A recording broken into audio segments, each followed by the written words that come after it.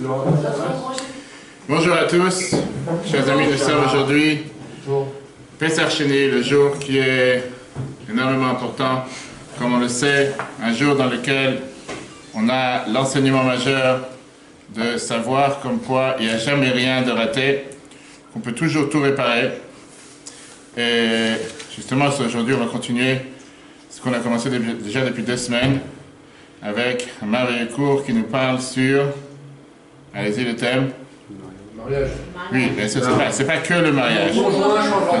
Est-ce que mon conjoint changera-t-il un jour?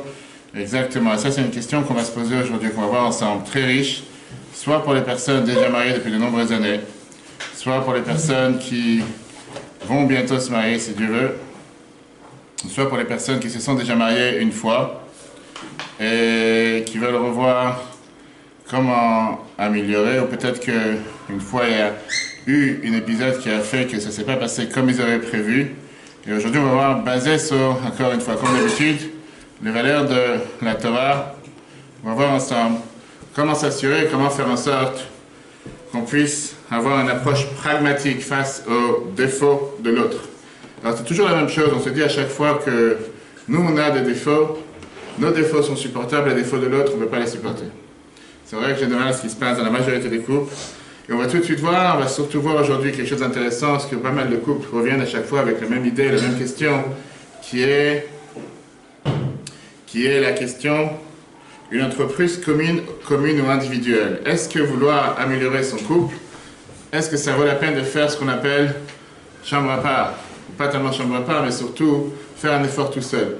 Combien de personnes viennent me voir et me disent comme quoi, à quoi ça sert de vouloir améliorer mon couple, faire des efforts, si de toute façon mon mari n'est pas intéressé, ma femme n'est pas intéressée. Les efforts à sens unique, est-ce qu'elles peuvent avoir un effet durable? Et donc ça c'est le thème qu'on a aujourd'hui. Mon conjoint changera-t-il un jour? L'approche pragmatique face aux défauts de l'autre. Bonjour à tous. Salut Patrick. Bonjour à tous. Bonjour. Vous avez les feuilles? Ça a été enregistré. Exactement. Bonjour. Âge de présence. Bonjour. Exactement. Âge de présence, comme on a dit tout à l'heure. Important d'être à l'heure. Comment ça? Même si aujourd'hui la leçon majeure du jour, Pessah Sheni, la Eloula de Rabbi Meir Balanès, dans laquelle on apprend le devoir de se dire comme quoi on peut toujours réparer, il n'y a jamais rien de perdu. Que Dieu vous bénisse, même à ceux qui ne viennent pas à l'heure, ils sont toujours acceptés, n'importe où dans différence. La veille de son divorce, on peut encore...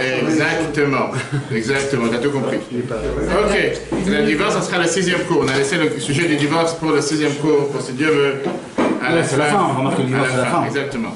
Parce que comme la Torah nous dit, comme on verra ensemble, que le sujet du divorce, c'est quelque chose qui est une route de secours. Et on n'est pas forcément obligé d'utiliser la route de secours au début, on peut utiliser la route de secours à la fin, on pourra toujours l'utiliser une autre fois.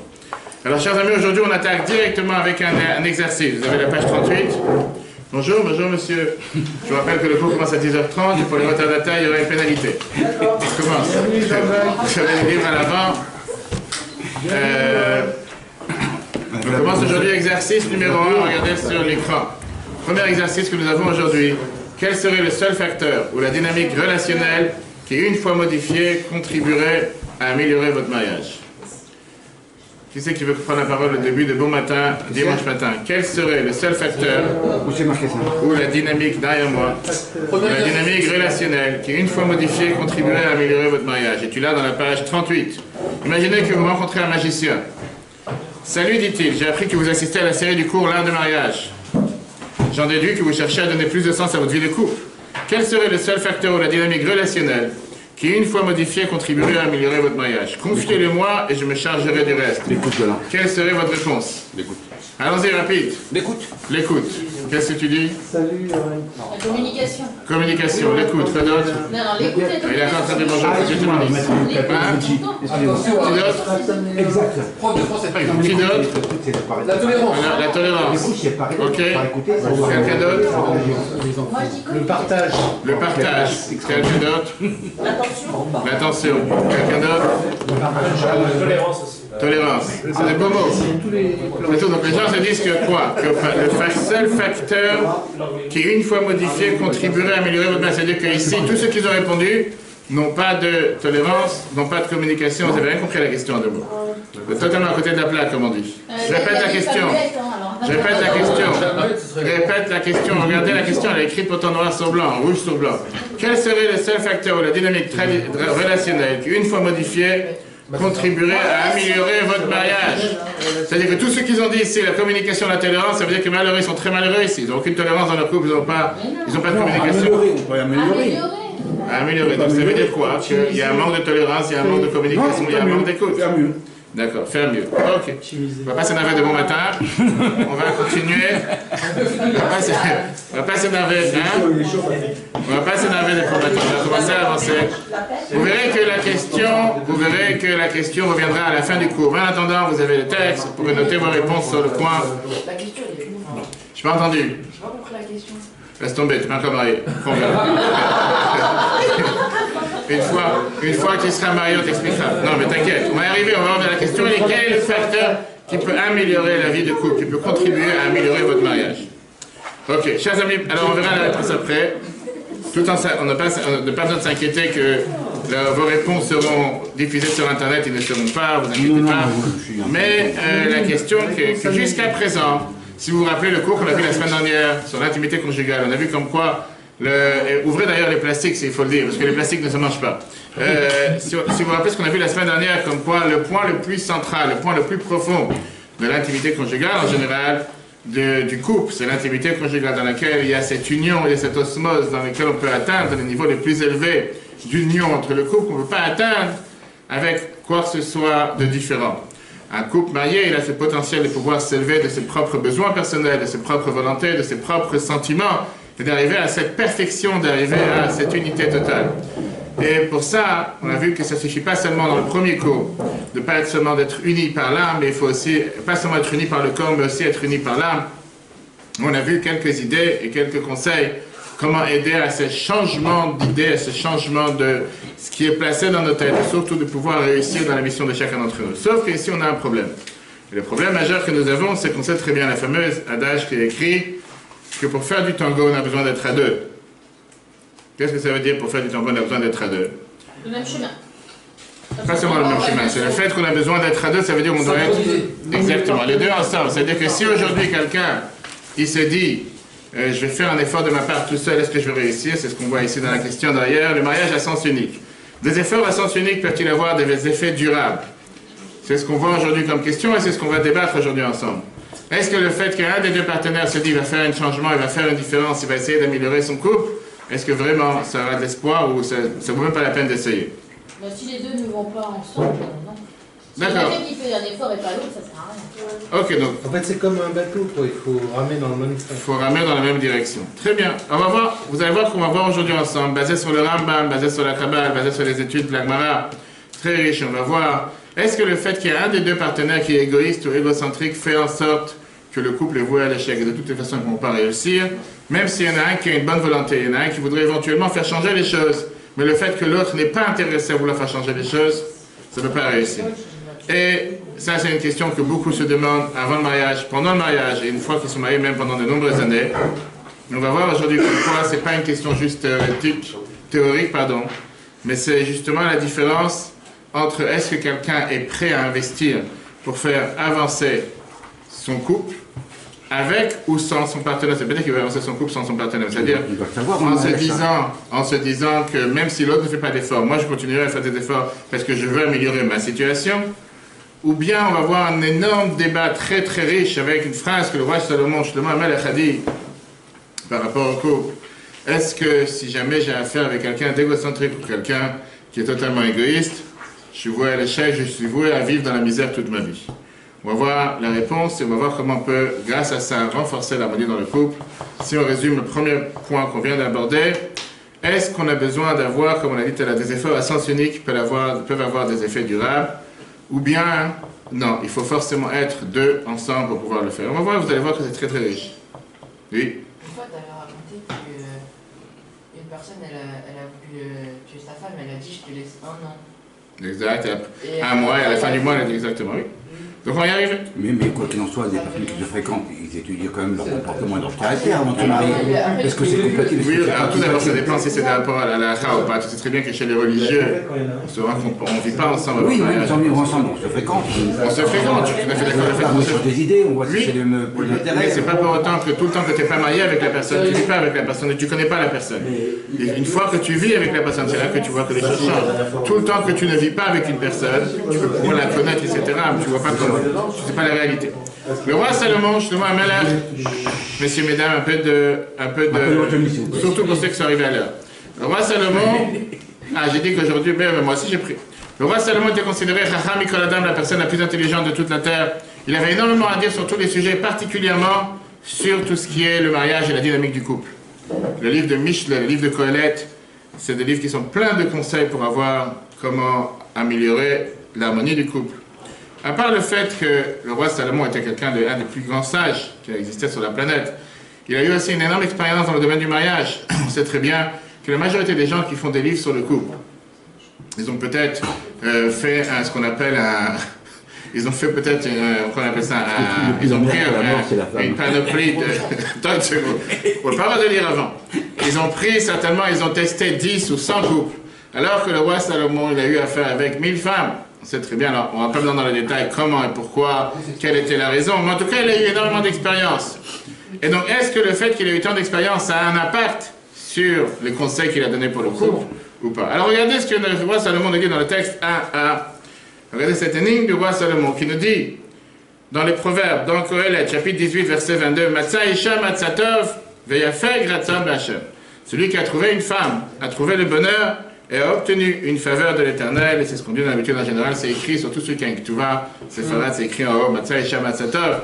Alors il y a la fameuse blague, si on peut dire qu'en Israël, ils ont l'habitude de dire, Matza Isha Matzatov, celui qui a trouvé une femme, il a trouvé le bonheur, Lo Matza Odiot Tov. Celui qui n'a pas trouvé, c'est encore mieux. D'accord. Mais ça, c'est pas ce que le roi Salomon a dit, d'accord? Ça, c'est pas ce que le roi Salomon a dit. Vous allez voir qu'il a parlé de manière beaucoup. Non, vous ne la connaissez pas? Elle est connue. En tout. Attends, la phrase d'après, pourquoi tu précipites le cours? On vient de commencer. D'accord. Qu'est-ce que ça veut dire? Le verset te dit Matza Isha Matzatov, celui qui a trouvé une femme, il a trouvé le bonheur. On a vu dans le premier cours que quoi? Le Tov et Yot Adam Levado, c'est pas bien pour un homme d'être tout seul. La Torah te dit que quelqu'un qui veut être heureux, c'est seulement quand il est marié. Quelqu'un qui n'est pas marié ne peut pas être heureux. Et la Torah continue en te disant dans Kohelet, c'est de la Bible, Veyafe Gratzam B'Hashem, et a obtenu une faveur de l'Éternel. C'est en rapport avec ce qu'on a vu dans le deuxième cours, que quand un homme et une femme sont ensemble, en union, automatiquement Dieu est associé dans ce couple et il donne une abondance de bonté, etc. Mais voilà ce qui se passe avec la prochaine phrase, que le roi Salomon a dit que Patrick ne peut pas se retenir. Et dans la prochaine phrase, vous voyez derrière moi, c'est écrit dans Kohelet, dans Ecclésiaste, et que je trouve de plus amère que la mort, c'est la femme. Le roi Salomon. Donc tout celui qui n'est pas content, il peut prendre la porte tout de suite, il n'y a pas de problème. Mais... Quoi, tu veux que les phrases gentilles? Tu veux que les phrases qui te fassent plaisir? Oui, que la femme est amère. C'est tellement vrai. Alors, il te dit que c'est vrai en plus, tu vois. Il y a des gens qui disent que c'est vrai. La question qui dérange. Comment est-ce possible que les mêmes personnes, le roi Salomon dit exactement les mêmes phrases, et vous voyez c'est la différence. La première phrase c'était dans Mishle, chapitre 18, ici dans Kohelet, vous avez derrière moi, qui a trouvé une femme a trouvé le bonheur. Et de l'autre côté, est-ce que je trouve le plus amer que la mort, c'est la femme. Comment est-ce possible de dire une chose pareille? Comment on peut mettre, je veux dire, un point commun entre ces deux phrases? Est-ce que c'est en fonction des rapports qu'il a eu avec différentes femmes? Peut-être que certaines femmes étaient plus pires que d'autres. Peut-être que certaines femmes lui ont causé l'enfer. C'est pour ça qu'il a dit la fameuse phrase. Oui, c'est plutôt ça. Ah, c'est plutôt ça, tu dis. Le roi Salomon, le malheureux, le pauvre, il n'avait pas comment s'en sortir. Donc à l'époque, ils avaient plein de femmes. Mais 1000. Seulement 1000. Et si vous voulez voir une phrase de Socrate, pour ceux qui ne croient pas en roi Salomon, qu'est-ce que tu dis? Le roi Socrate a dit la phrase suivante. Lui, il conseille à tout le monde de se marier. Si tu te maries avec une bonne femme, tu seras heureux. Si tu te maries avec une mauvaise femme, tu deviendras philosophe. Ça, c'est Socrate, c'est pas le roi Salomon. Peut-être que le roi Salomon. Peut-être que le roi Salomon. Lui, il est devenu philosophe, exactement. Mais le roi Salomon, il avait certainement un peu des deux. Ou est-ce qu'on va dire que le roi Salomon, justement, en fonction des années, il est devenu plus âgé, il a eu plus d'expérience dans la vie, et il s'est marié avec plus de femmes, et il a compris comment il rentre dans l'enfer, et il a compris comment ça lui cause de la merde. Maintenant, comment nous, aujourd'hui, en 21e siècle, on est capable de comprendre une telle phrase? On sait très bien que qu'est-ce que la Torah dit. Il y a certainement un sens. La Torah n'est pas des paroles en vain, ce pas des paroles qui sont juste un stéréotype, ou juste vouloir faire du mal aux femmes, ou faire que les femmes se sentent mal à l'aise. Est-ce qu'on va dire que c'était certainement dans une période où il y avait un chauvinisme masculin, qui était la norme de parler comme ça des femmes, que les femmes étaient qu'un objet, rien d'autre? Automatiquement, c'est pour ça que les gens avaient cette phrase, dont on risque de dire que le roi Salomon peut dire une telle chose. Mais ce qui dérange, et ce qui est le plus important pour nous, on sait très bien que la Torah n'est pas juste un livre de rappel, un livre de phrases, un livre d'adages qui sont là comme un roman qui ne veut absolument rien dire. Mais on sait que quand la Torah dit une phrase, c'est 100% correct, c'est 100% juste. Il y a un message qui est passé pour chacun d'entre nous, et automatiquement, c'est la même chose pour les livres de Michelet et de Kohelet. À tel point que les Chachamim ont mis énormément d'efforts pour fixer que ces deux livres, Michelet et Kohelet, Proverbes et Ecclésiaste, c'est des livres qui sont le test de la Kabbale toranique, si on peut dire, pour savoir comment on doit vivre en tant que couple. Et donc, qu'est-ce qu'on peut tirer de cette phrase que le roi Salomon il te dit? Je trouve de plus amer que la mort, c'est la femme. C'est la réalité. Et est-ce que ça peut juste satisfaire les maris qui vont dire à leur femme, depuis tellement d'années, je t'avais dit que tu étais une femme tellement bête et tordue, aujourd'hui j'ai appris dans le cours la réalité que c'est écrit dans Kohelet, même le roi Salomon est d'accord avec moi. Est-ce que ça peut être vrai ou ça forcément a un message? C'est l'art du mariage à la base, hein. C'est pas... C'est tout à fait, c'est l'art du mariage. Qu'est-ce que tu pensais? D'accord. C'est un coup des devoirs. On va tout de suite voir, c'est ce qu'on va tout de suite voir. D'accord? C'est ce qu'on va tout de suite voir. Qu'est-ce qu'il entend par amère déjà? Qu'est-ce qu'il entend par amère? On va tout de suite voir, on va voir, c'est très très riche, vous allez voir. D'accord? Il y a une jeune fille qui est rentrée une fois à la maison, elle a rencontré son copain qui s'appelait Jean-Jacques. Et elle a vu qu'il était très très déprimé, elle était très déprimée. Donc elle se tourne vers sa mère et elle lui dit, regarde, Jean-Jacques m'a promis, il m'a proposé d'être en mariage il y a à peine 1 heure. Elle dit, pourquoi tu es tellement triste? Et le problème c'est qu'il m'a dit qu'il est totalement athée, il ne croit même pas qu'il y a l'enfer. Et sa mère qui lui dit, t'inquiète pas, marie-toi avec lui entre nous, je te montrerai comment il se trompe. D'accord?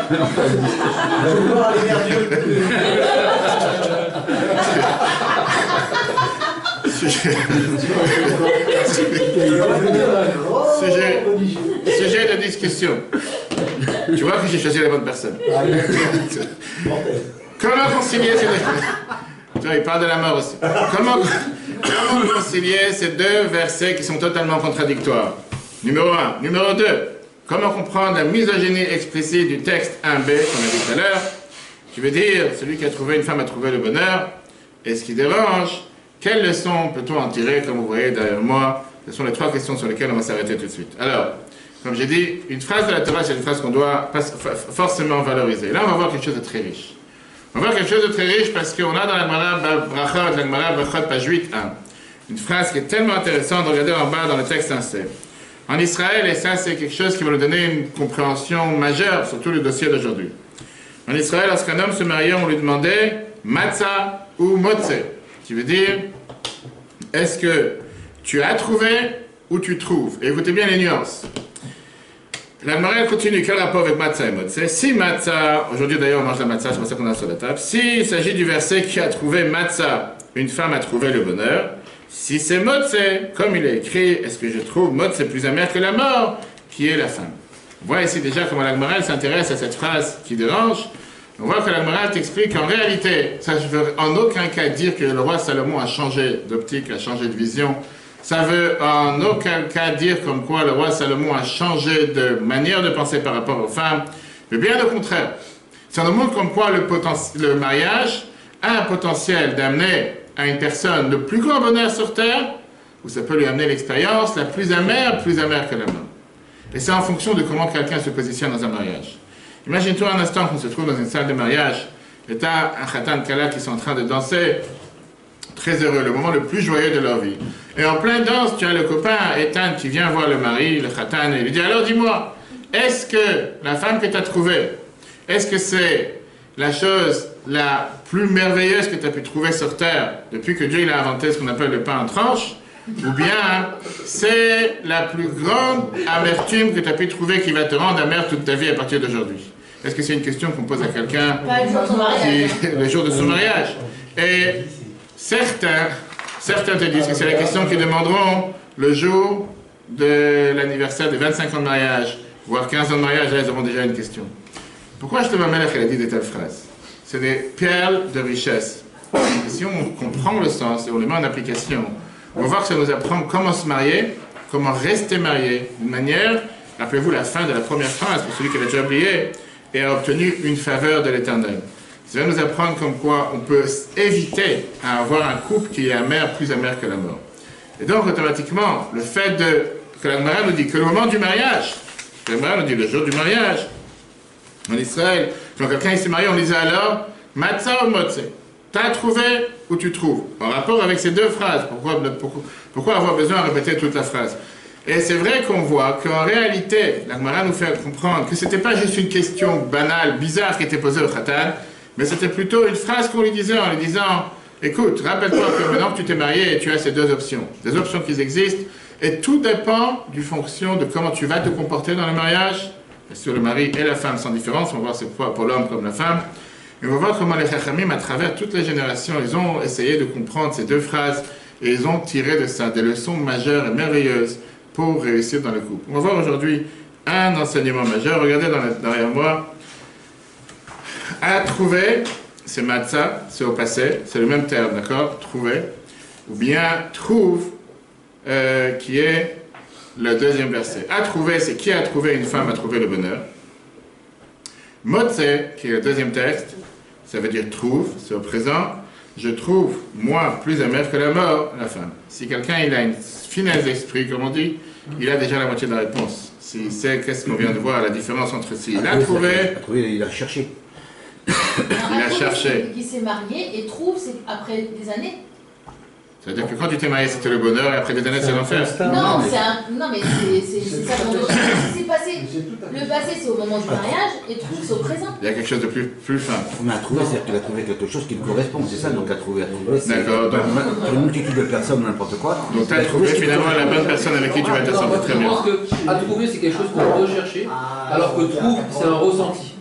Est-ce que tu trouves que c'est vraiment... Est-ce que tu c'est impersonnel, ça qualifie rien du tout. Vous allez voir, on va voir quelque chose de très très riche. Dans ces deux verbes qui sont employés ici, entre le passé et le présent, on va voir que, et là, se trouve toute la réponse. Mais tu cherches quelque chose.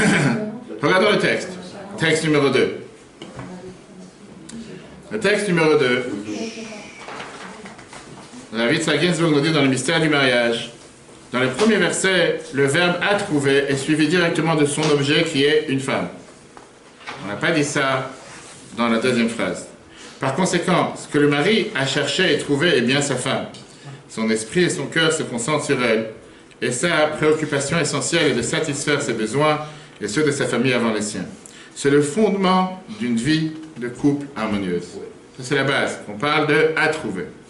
Cependant, dans le deuxième verset,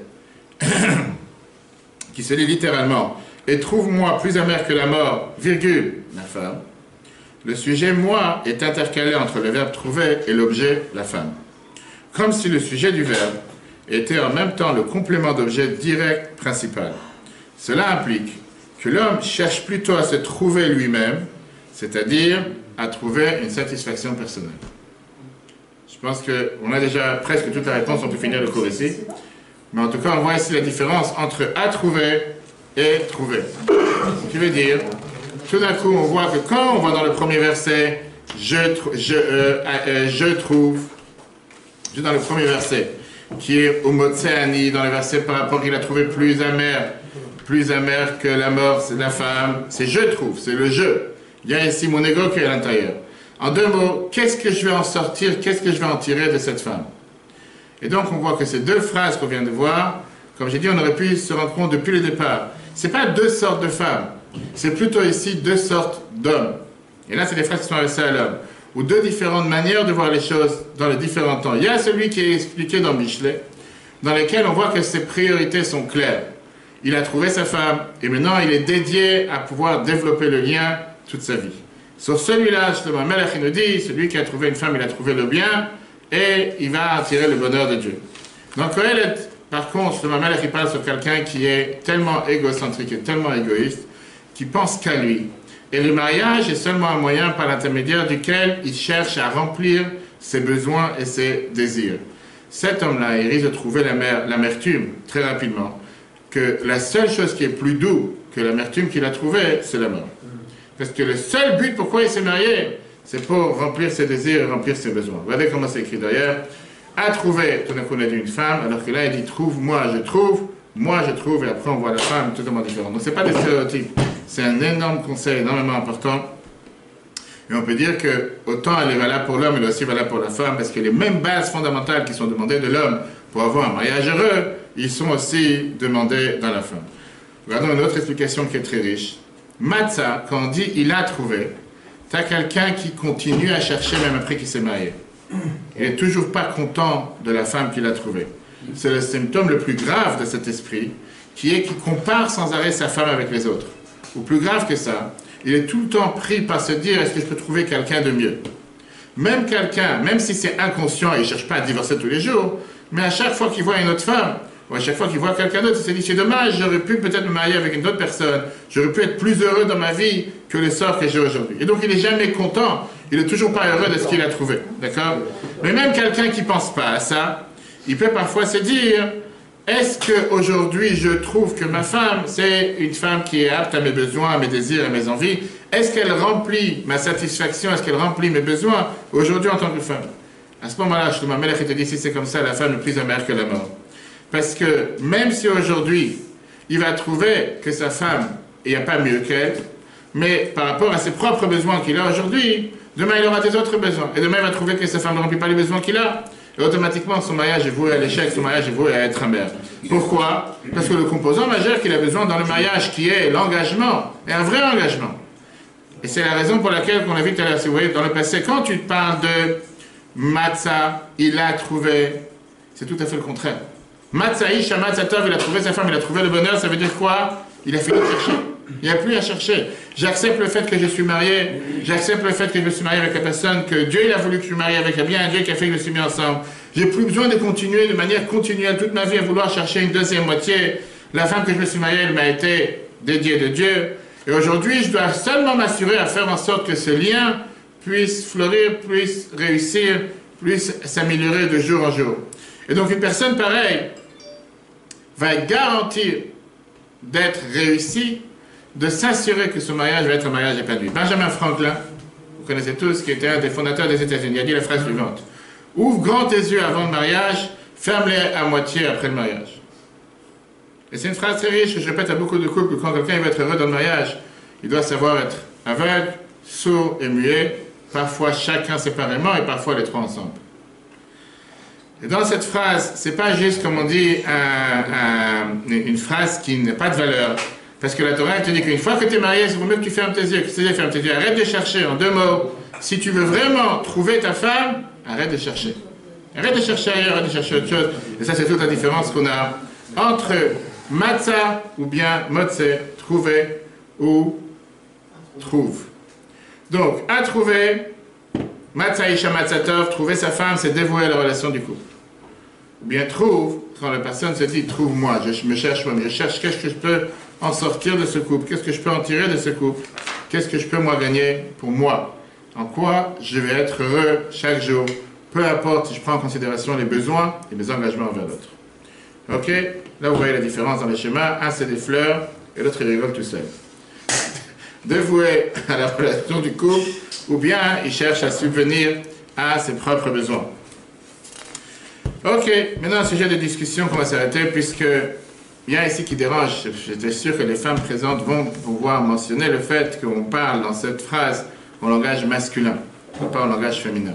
Est-ce que le fait que celui qui a dit ces phrases, c'était le roi Salomon qui était masculin, c'est la raison pourquoi il a parlé en langage masculin, ou bien il y a ici un sens, il y a ici une raison. Pourquoi on ne voit pas dans la Gemara, par exemple, comme on l'a dit tout à l'heure dans la Gemara Brachot, que les copines de la fiancée, de la mariée, lui disaient le jour du mariage le même conseil? Pourquoi on voit seulement que c'est les copains du marié qui lui disaient le jour du mariage une telle phrase? Pourquoi pas le contraire? Alors, on peut avoir pas mal d'explications. Si quelqu'un veut proposer une explication, pourquoi c'est dit du côté masculin et pas du côté féminin. Et on va voir que la différence, elle est majeure dans le fait que... Vas-y. Non, parce que c'est l'homme qui marie sa femme, déjà. Parce que c'est l'homme qui marie sa femme et... Donc c'est lui qui l'a choisi. Et donc, pour ça, ça ne concerne pas les femmes. Parce que les femmes n'ont pas le droit de choisir. Si, bien sûr. Pourquoi tu regardes si méchamment? Pourquoi tu regardes si méchamment? C'est bien fait. C'est lui qui m'a dit ça. Non, non, il a déjà moitié fermé. Donc c'est pas... On a dit... Il l'a réveillé, c'est pour ça qu'il... Excuse-moi, pardon. Ça t'a choqué. Ok. Regardez la différence, on va voir comme quoi en réalité c'est basé sur pas mal d'études scientifiques. Après on verra celui qui est d'accord ou pas. Les hommes en général, sont généralement beaucoup plus indépendants. Si vous êtes d'accord ou pas d'accord, levez la main, regardez à l'arrière. Deuxième, les femmes sont généralement plus interdépendantes. Pour l'instant, personne. Qu'est-ce que ça veut dire? T'es d'accord avec quoi? On n'a pas fini. J'ai dit ce qui est dans les pays, on n'a pas fini. Les hommes généralement plus individualistes, les interactions avec autrui au service de sa propre personne. Les femmes altruistes, interactions font partie intégrale de soi. Objectif personnel plus important, c'est ce qu'un homme il cherche en général. Les femmes, besoin des proches, c'est le plus important. Maintenant, si quelqu'un me dit qu'il n'est pas d'accord avec zéro de ce qu'il vient de dire, il peut sortir. Si quelqu'un est d'accord avec la moitié, il sortira dans une demi-heure. Mais en réalité, il faut réfléchir un instant. Tout est vrai. Que la réalité, elle est qu'on veuille ou pas, c'est basé si tu passes sur généralement les hommes cherchent à être beaucoup plus introvertis, beaucoup plus indépendants. Laisse-moi tranquille, laisse-moi faire ce que j'ai envie de faire, laisse-moi être dans mon monde, laisse-moi être sur mon ordinateur, sur ma PlayStation, etc. C'est vrai qu'ils sont beaucoup plus individualistes et qu'ils ont des interactions avec autrui sont en général, vous savez, qu'ils cherchent à comment remplir ses propres besoins. Et au final, les objectifs personnels sont beaucoup plus importants. Alors que quand tu parles des femmes... Ça veut pas dire ce que vous dites au départ, c'est pas ça. De quoi? Indépendance, c'est qu'il y a une personne pour vivre. Oui, mais je te dis, mais dans la vie de tous les jours, ils préfèrent être indépendants. Alors qu'une femme, par nature, elle préfère être interdépendante. Je dirais qu'elle est plus égoïste, mais pas plus indépendant. Ok, on verra à la fin du cours. Tu vas voir si tu es d'accord. Une seconde. Altruisme, interaction, faut pas tuer intégrante de soi. On voit comment... Une seconde, on voit comment la Kabbale nous dit, chers amis, on voit comment la Kabbale nous dit clairement, que les femmes cherchent à se connecter, cherchent à être avec l'autre, cherchent à parler. Torah, c'est pas pour rien que la Torah te dit que 10 kilos de paroles, si on peut dire, sont descendus dans le monde. 9 ont pris les femmes et 1 ont pris le reste du monde. Pas pour dire que les femmes sont des bavardes et des pipelettes, mais pour dire la réalité, qu'une femme par nature, elle a ce besoin de se communiquer, de s'attacher par la parole, alors qu'un homme peut rester sans parler toute la journée, sans raconter sa vie ni quoi que ce soit, et besoin des proches. On ne vient pas me dire qu'un homme il n'arrête pas de dire il faut que j'aille voir ma mère, il faut que j'aille voir mes parents, il faut que j'aille voir mes proches, alors qu'une femme c'est beaucoup plus naturel. On n'est pas en train de dire que c'est mal ou bien, on est en train d'expliquer la raison pourquoi le roi Salomon il a parlé au langage masculin plus qu'au langage féminin. Mais la question qu'on va voir aujourd'hui, on va voir que tout dépend d'abord des milieux, tout dépend des sociétés, tout dépend des endroits. Et on te dit que par exemple, les Asiatiques et les hommes religieux, ils ont beaucoup plus une dépendance de dépendre l'un de l'autre que les gens qui sont d'un autre endroit du monde. Est-ce qu'il y a vraiment une différence entre les genres, masculin, féminin, par rapport à ce qu'on vient de dire? Ou bien on peut très bien dire que ce tableau qui est écrit, c'est un tableau qui est ancien et que dans la vie d'aujourd'hui, c'est totalement différent. Alors pour ça, regardez, on va parler de notre chère Susan Cross de Laura Madsen.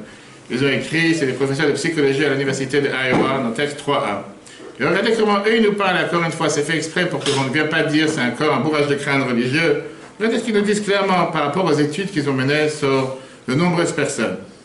Le texte 3a, page 41, les hommes et les femmes vivent dans des contextes d'indépendance ou d'interdépendance. Par conséquent, leur objectif, leur activité, leurs projets, leurs relations, leurs valeurs et leur système existentiel ne peuvent être sortis de leur contexte. Même si aujourd'hui, dans le monde où mariage pour tous ou quoi que ce soit, il y a des choses que tu ne pourras pas changer à la manière comment Dieu a créé le monde. Même si naturellement les différences entre les sexes varient dans la mesure où la construction de soi reflète les stéréotypes et les rôles sociaux de genre, nous partons du principe que les femmes sont plus susceptibles de développer un soi interdépendant et les hommes un soi dépendant. C'est basé sur le tableau qu'on vient de voir. Indépendant. Indépendant, oui. D'accord? Et donc ça veut dire que quoi? Que automatiquement les femmes et les hommes ont des besoins différents. Comment ça a un impact sur la vie de couple? Alors regardez la suite, texte 3b, dans la page 42. Bien que les individus ayant un soi indépendant souhaitent également nouer des relations, La portée de celle-ci est souvent individualiste. Les rapports à autrui peuvent servir de miroir afin de se comparer aux autres, de façade en vue d'afficher ses capacités ou ses qualités, ou à moyen de démontrer la singularité de sa personnalité en instaurant un rapport de domination sur l'autre. Pour ces personnes, les droits individuels, les objectifs et les désirs sont les fondamentaux qui arbitreront des choix moraux. Les besoins de la société, des membres de la famille, etc. sont secondaires ou subordonnés à ceux de l'individu. Pour une personne vivant dans l'interdépendance, les relations sont considérées comme faisant partie intégrante du soi. En effet, les pensées, les sentiments et les désirs d'un individu peuvent être interprétés et compris à la lumière des pensées, des sentiments et des comportements des proches, contrairement à la méfiance envers l'influence d'autrui, caractéristique du soi indépendant. Également, les devoirs envers les autres ainsi que la réceptivité aux besoins des autres auront leur importance dans les choix moraux et les interactions sociales. Les besoins de la famille et des proches revêtent autant d'importance que les siens propres. Sans avoir à dire dans ce texte de qui on parle, de l'homme ou de la femme, tout le monde a compris où se positionne, en règle générale, il y a toujours des exceptions, l'âme masculine et où se positionne l'âme féminine. Si on résume ce qu'on vient de voir, on vient de voir pourquoi cette idée que Shlomo Melech il a dit Matzah Isha Matzatov, celui qui a trouvé une femme, il a trouvé du bien, il a parlé en langage masculin. Shlomo Melech, le roi Salomon, a compris depuis plus de 3000 ans, comme quoi les hommes et les femmes doivent les deux chercher à trouver ou trouvent, néanmoins les hommes doivent l'entendre plus que les femmes. Ce qu'on vient de voir, c'est que tout d'abord, réponse numéro 1 à la question qu'on a demandé au départ, le fait de reconnaître la stabilité dans le couple, c'est quoi? C'est un devoir de chacun des deux couples. Celui qui veut réussir son couple, celui qui veut améliorer son couple, il doit d'abord regarder à l'intérieur et pas à l'extérieur. Si ton partenaire ou ta partenaire est à tes yeux amer, plus amer que la mort, c'est un signe que tu dois rechercher à l'intérieur de toi-même ton approche que tu as envers le couple. Et donc, d'abord, la réponse numéro 1, c'est que le voyage pour pouvoir arriver à un mariage épanoui, c'est un voyage personnel. C'est une quête personnelle et c'est un voyage que chaque individu doit faire, peu importe ce que l'autre il fait ou pas, s'il est sur le même train ou il n'est pas sur le même train. Bien sûr que c'est beaucoup mieux quand les deux sont ensemble dans la même direction. Mais tu ne peux pas dire, je ne vais pas arranger mon sort, mon couple, du fait que l'autre n'est pas intéressé.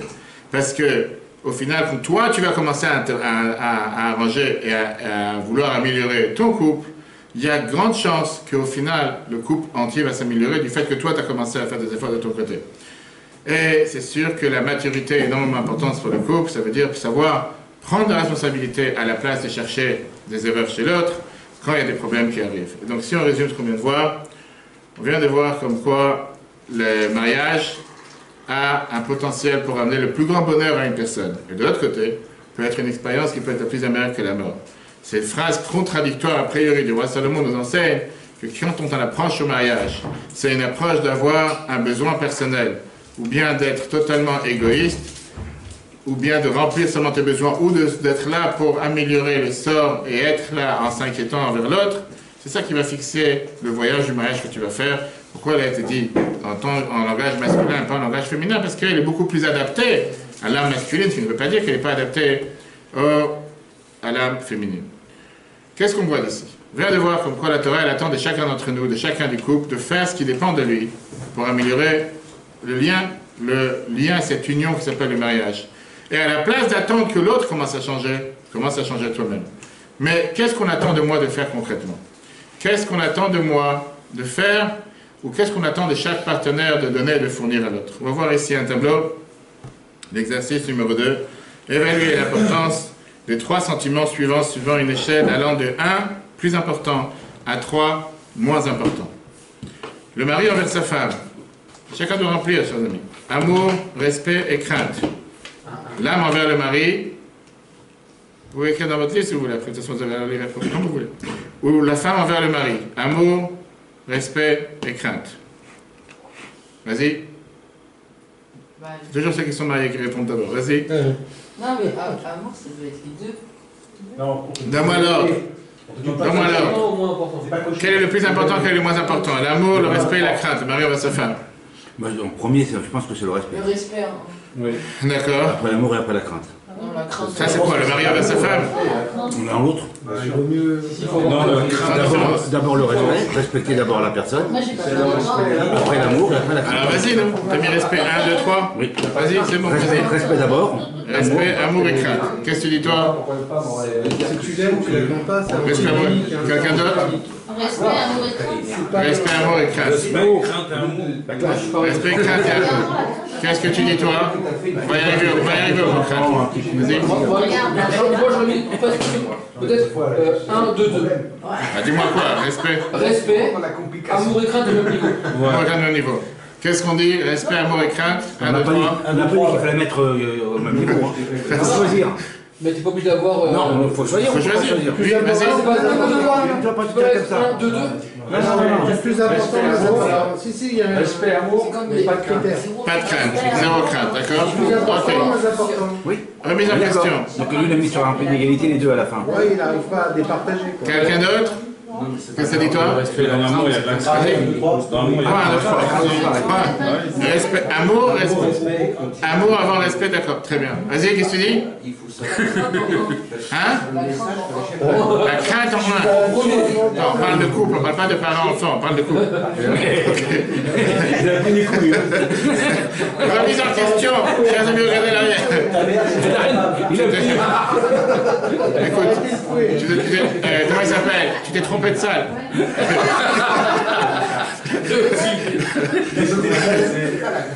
Remise ensemble, tout l'ensemble, de la main de face sur des côtés, du début et la fin. Alors, à remise en question, un mariage épanoui, c'est la responsabilité de chacun. Regardez le tableau. Amour et respect. Quand on parle de respect et d'amour. Une seconde, s'il vous plaît. Respect et amour, regardez tous ensemble. Honorer sa femme plus que sa propre personne. Alors, ça, c'est juste après. Ça, on va y arriver juste après. Donc, pour l'instant, tout le monde a répondu qu'il n'y a pas de crainte, respect, amour et respect, etc. On va voir tout de suite ce que la Torah dit. Il y a de la crainte. Il y a la crainte en point zéro. Qu'est-ce que la Torah tient? La Torah te dit, il y a 850 ans, Rambam, il a rassemblé toute la Torah orale en disant tout ce qu'on a dans le Talmud de Midrash, en disant lui-même qu'il a fait ce livre, le livre de Yad HaChazaka qu'on a l'habitude d'apprendre Rambam tous les jours. C'est-à-dire que tu as fait exprès de savoir ce livre, pourquoi? Pour ne pas avoir à chercher dans tous les livres et de faire en sorte de pouvoir avoir tout ce qui est relié dans la Torah, dans la Gemara, dans les Rishonim, les Geonim, tout ça réuni dans un seul livre, et avec ça, il t'a donné tous les grands conseils. Il t'a donné avec ça tous les conseils de pouvoir savoir et comprendre tout ce qui est la Torah dans un livre. Regardons qu'est-ce que Rambam nous dit. Vous allez voir que je vous demande de ne pas sursauter aux premières phrases, on verra le sens après. Regardez la page 44. La page 44, on voit une phrase intéressante que Rambam parle dans Mishneh Torah. Les lois du mariage, chapitre 15, verset 19. Les sages ont prescrit que l'homme fasse honneur à sa femme plus qu'à lui-même. Écoutez bien les nuances et les détails. C'est quelle page, ça? 44. Les sages ont prescrit que l'homme fasse honneur à sa femme plus qu'à lui-même et qu'il aime comme sa propre personne. Et s'il a de l'argent, qu'il la garde selon ses moyens. Il ne lui imposera pas une crainte excessive. Il lui parlera avec douceur et ne laissera pas transparaître la tristesse ou la colère. Ils ont également prescrit, écoutez, la deuxième moitié, que la femme honore son mari outre mesure et qu'elle le craigne. Elle agira dans toutes ses actions selon ses directives et il sera à ses yeux comme un prince ou un roi, en suivant les désirs de son cœur et en éloignant tout ce qu'il déteste. C'est là le chemin emprunté par les filles et les fils d'Israël qui sont saintes et pures dans leur couple. Par ce chemin, leur foyer sera beau et louable. On peut parler dessus pendant des heures. Première interprétation que quelqu'un peut avoir de ce texte, c'est que beaucoup vont se dire qu'on ne se sent pas du tout à l'aise du fait que ça a l'air un texte tellement, si on peut dire, sexiste ou tellement misogyne qu'on a vu tout à l'heure. Misogyne, pardon. Et la réalité, c'est que beaucoup de gens vont dire on se s'identifie suis pas du tout avec ce texte. Qu'est-ce que ça veut dire qu'on te dit qu'il ne lui imposera pas une crainte excessive, ou que la femme doit considérer son mari, elle doit le craindre, elle doit le considérer comme un prince ou un roi. Qu'est-ce que ça veut dire? Aujourd'hui, on est en 2019, on n'est pas de 850 ans. Et ça peut parfois paraître totalement, je veux dire, déconnecté de la réalité. On va voir comment on va prendre le texte, on va voir les détails de ce que Rambam a voulu voir, vous allez voir comment c'est tellement réel et comment ça a un sens pour la vie de chacun d'entre nous. Est-ce qu'on peut tirer une langage de sagesse de ce que Rambam vient de dire? Et est-ce qu'on peut au moins s'identifier avec certaines phrases qu'il a dit? À part, bien sûr, le fait que c'est pas l'anarchie, c'est quelque chose qui est tellement, un texte qui est tellement ancien, On voit ici d'abord que ça revient à ce qu'on a dit depuis le début du cours. Que numéro 1, si on fait une synthèse de ce que Rambam Maïmonide dit. Voilà, dans l'ordre. Une seconde, ça après. Pourquoi tu passes toujours une place en arrière, une place en avant? On n'est pas encore arrivé là-bas. Écoute d'abord avant. Pour pouvoir avoir le bonheur dans le couple, la responsabilité est la tienne. Et ça, c'est pas ça que tu vas te dédier aux besoins de l'autre. Donc Rambam, il dit clairement au mari, si tu veux avoir un couple réussi, voilà ce que tu dois faire. Il dit pas, si tu veux avoir un couple réussi, voilà ce que tu dois en sortir de ta femme. Donc qu'est-ce que tu peux gagner d'elle? Première chose, si tu veux avoir un mariage réussi, voilà ce que tu dois faire envers ta femme. Premièrement, c'est un devoir, c'est une obligation, numéro 1. Après, ça Rambam, il te donne le même message pour la femme. Donc avec ça, on peut certainement s'identifier. Deuxièmement, Rambam, il n'est pas en train de te dire ici que ça, c'est ce qu'on appelle le one size fits all. C'est une taille unique qui peut être la même pour tous. Bien sûr que les maris et les femmes doivent entendre des messages différents. Et ce que tu attends de l'un, tu n'attends pas de l'autre. Et c'est pour ça qu'il te met ici deux composants. Il y a une différence entre ce que tu attends du mari et ce que tu attends de la femme. Et on voit le point majeur sur lequel on va s'arrêter, qu'on revient sur les tableaux qu'on a derrière, amour et respect. Comme quoi Rambam fait une énorme différence entre l'amour et le respect. Et on voit aussi l'énorme différence dans laquelle il demande le respect, dans laquelle il demande l'amour. D'un côté, il demande au mari, on voit qu'il demande au mari de respecter sa femme plus que son corps, et l'aimer comme son corps. Et de l'autre côté, on voit comment à la femme, il est dit qu'elle respecte son mari plus qu'elle m'aime. Mais on ne voit pas qu'il demande à la femme d'aimer son mari.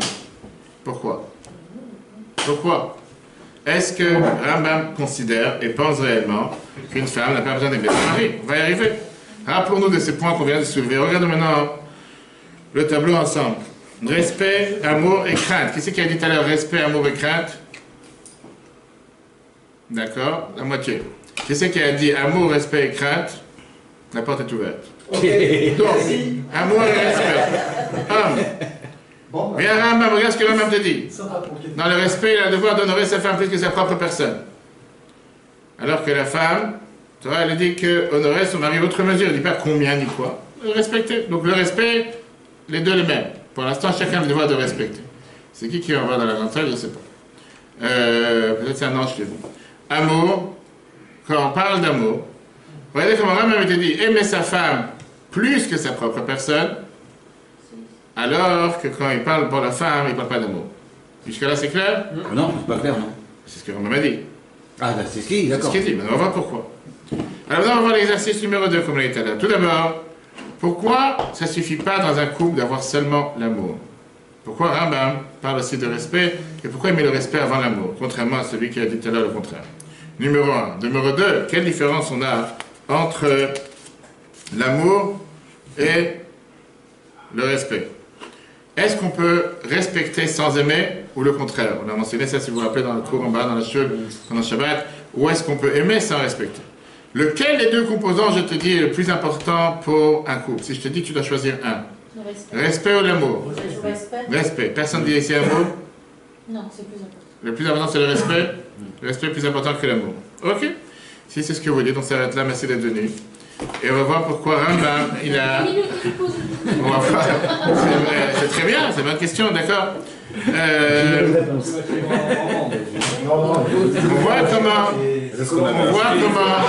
On voit comment Rambam, il a donné un conseil différent aux hommes et aux femmes.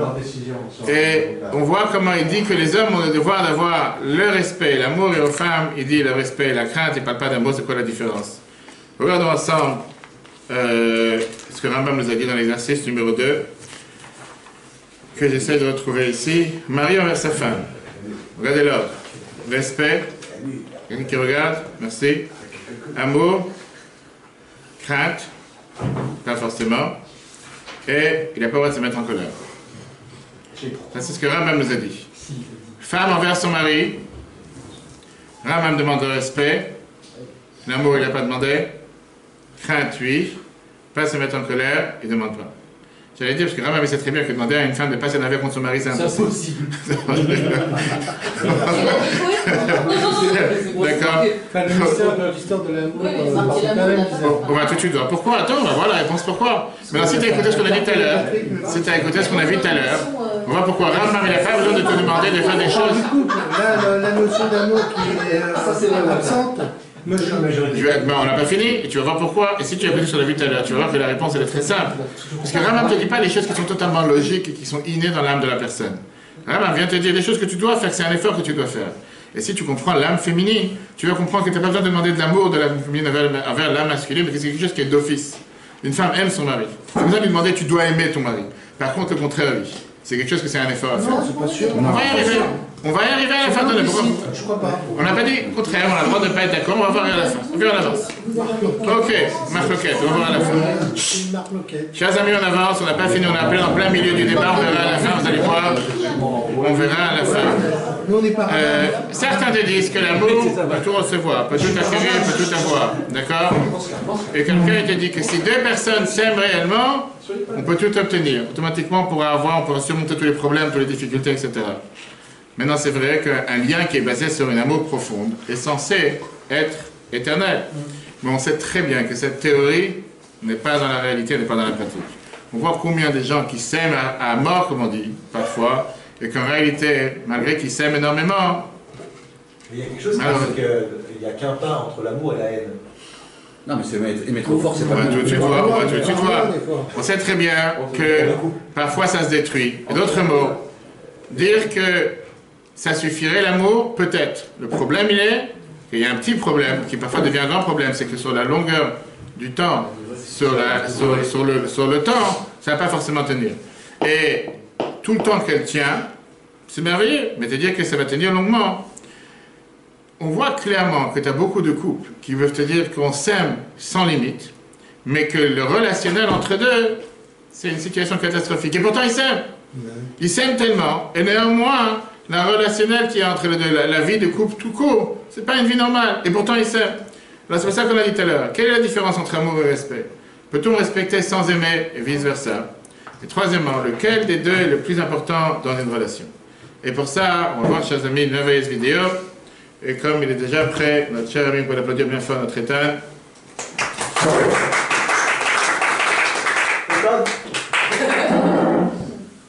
Esquimau, chocolat, vanille. C'est la course. Le principe, c'est popcorn. Vous allez voir ce que ça veut dire aimer. C'est très large. Une comédie musicale. Aimer. Voilà. Ça recommence. C'est en retard. C'est pas Walter qui chanterait, hein, ça c'est sûr. Ah, En italien, il pourrait faire faut un truc. voir. En italien. Il parle italien super bien. En fait, il y a des trucs qu'on sait pas, mais ça sonne bien. Avec un petit O et un petit A à la fin. Il vaut mieux une fois marié qu'avant de se marier. Pas de CD. Il faut mettre d'abord marié. Non, c'est bien. Je parle italien,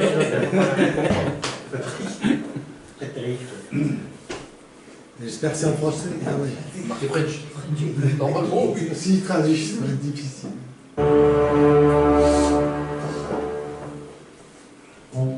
Un conte juif illustre à merveille à quel point le terme aimer peut être ambigu.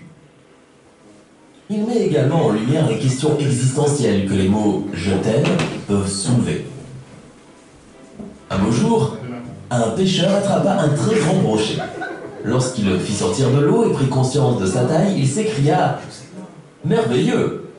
Le baron aime le brochet, je vais lui apporter. » Le pauvre poisson se dit alors « Ouf, j'ai encore un espoir de rester en vie. » Le pêcheur apporta donc le poisson au manoir.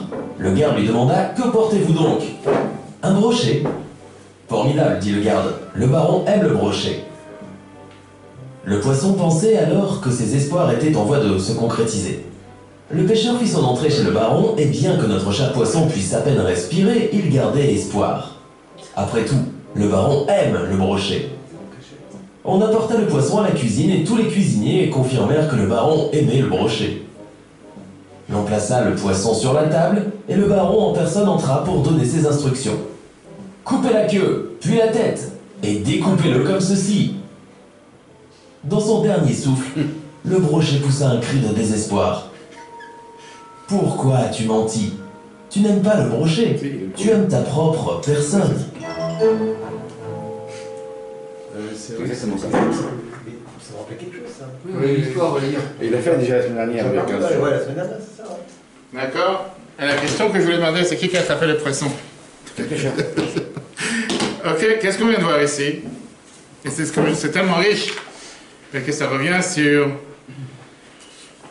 les points qu'on est en train de rappeler par rapport à l'amour. Qu'est-ce que ça veut dire aimer? Est-ce que quelqu'un qui aime, il s'aime soi-même ou il aime l'autre? Si tu aimes le poisson, tu ne vas pas le découper en morceaux. Imaginez-nous un instant que chacun qui aime sa femme fait avec sa femme ce qu'il fait avec le poisson. Que Dieu nous en préserve. D'accord? C'est pas du tout ce qu'il faudrait faire, c'est vraiment déconseillé. La question, est-ce qu'on aime est-ce qu'on aime une personne pour elle ou pour soi? C'est ça le vrai. Qu'est-ce qu'on a dit tout à l'heure? On a vu la réponse au départ. Qu'est-ce qu'on a dit tout à l'heure justement sur ça? On a vu comme quoi, si tu aimes l'autre, tu dois aimer l'autre par rapport à ce que tu peux donner à l'autre, fournir pour l'autre, s'inquiéter pour l'autre, se soucier pour l'autre. Donc pas pour soi. Pas pour soi, exactement. À partir du moment que tu es marié, c'est ce que je dis à la majorité des jeunes couples qui viennent me voir, tu dois apprendre que tu n'es plus célibataire, tu ne veux plus penser qu'à toi. Mais tout d'abord, tu dois penser à l'autre. Avant de penser à toi et regarder, maintenant on va revenir à ce que l'homme m'a dit tout à l'heure. Est-ce que ça veut dire comment on comprend? Alors, comme j'ai dit tout à l'heure, parfois on a vu, est-ce que quelqu'un dit, bah, j'arrête pas de faire des efforts, l'autre ne fait pas d'efforts? C'est un problème, c'est difficile. Et ça pour autant, tu dois arrêter de ton côté, parce que finalement, ce sera deux personnes amères. Là, moi, tu auras une personne qui serait heureuse. On va voir après. Regardez la phrase numéro 5. Alors, Stenza se dit la phrase suivante. Un conte populaire juif illustre à merveille à quel point le terme aimer, page 46, peut être ambigu. Et met en lumière certains des problèmes fondamentaux que soulèvent des déclarations telles que je t'aime, même si tu vois des textos à longueur de journée. Il était une fois un pêcheur qui attrapa le grand brochet quand il sortit le poisson de l'eau. Ça, on vient de le voir. Donc, pas besoin de lire tout ce texte, on vient de voir ça dans la vidéo. À la fin, dans les paragraphes. Pourquoi tu mentis, soupirait le poisson. Désespéré dans son dernier souffle, tu n'aimes pas le brochet, tu aimes ta propre personne. Le grand manque, si on peut dire, qu'il y a dans l'amour, c'est que parfois, c'est pas que tu aimes l'autre, tu t'aimes toi-même. Et puisque tu t'aimes toi-même, tu veux fournir tes propres besoins et tes propres désirs. Et c'est pour ça que, en règle générale, si jamais il aurait vraiment aimé le brochet à la place de s'aimer soi-même, il n'aurait pas montré de le découper en morceaux, il n'aurait pas mangé. Parce qu'en règle générale, ça ne veut pas dire qu'un homme il aime le poisson, il aime manger du poisson. C'est ça. Et c'est pour ça que tu n'aimes pas le poisson qui se trouve dans l'assiette de ton ami, à part si tu t'imagines de manger toi-même. Pareil avec l'argent. Les gens en général n'aiment pas l'argent. Ils aiment avoir l'argent dans la poche, mais l'argent, soit ils n'aiment pas l'argent, c'est pas en train de manger l'argent. Une des choses les plus ironiques qu'il y a chez une personne, c'est le fait que parfois, on n'est même pas conscient par rapport à différentes actions, différents comportements. C'est la raison pourquoi beaucoup de psychothérapeutes se font beaucoup d'argent sur le dos des gens pour leur expliquer pourquoi ils se comportent de la manière comment ils se comportent. L'amour, en détail, en règle générale, c'est un sentiment comme si tu n'as pas comment forcément les mots comme l'expliquer. Naturellement, quelqu'un qui a un sentiment de vouloir aimer l'autre, il n'a pas une définition pour dire est-ce que vraiment j'aime l'autre ou j'aime moi-même. La réalité, elle est que si l'amour elle est basé seulement sur le fait que je ne peux pas expliquer pourquoi j'ai un manque dans mon couple, pourquoi j'ai quelque chose qui ne va pas dans mon couple, pourquoi le composant amour est là et néanmoins je ne suis pas heureux.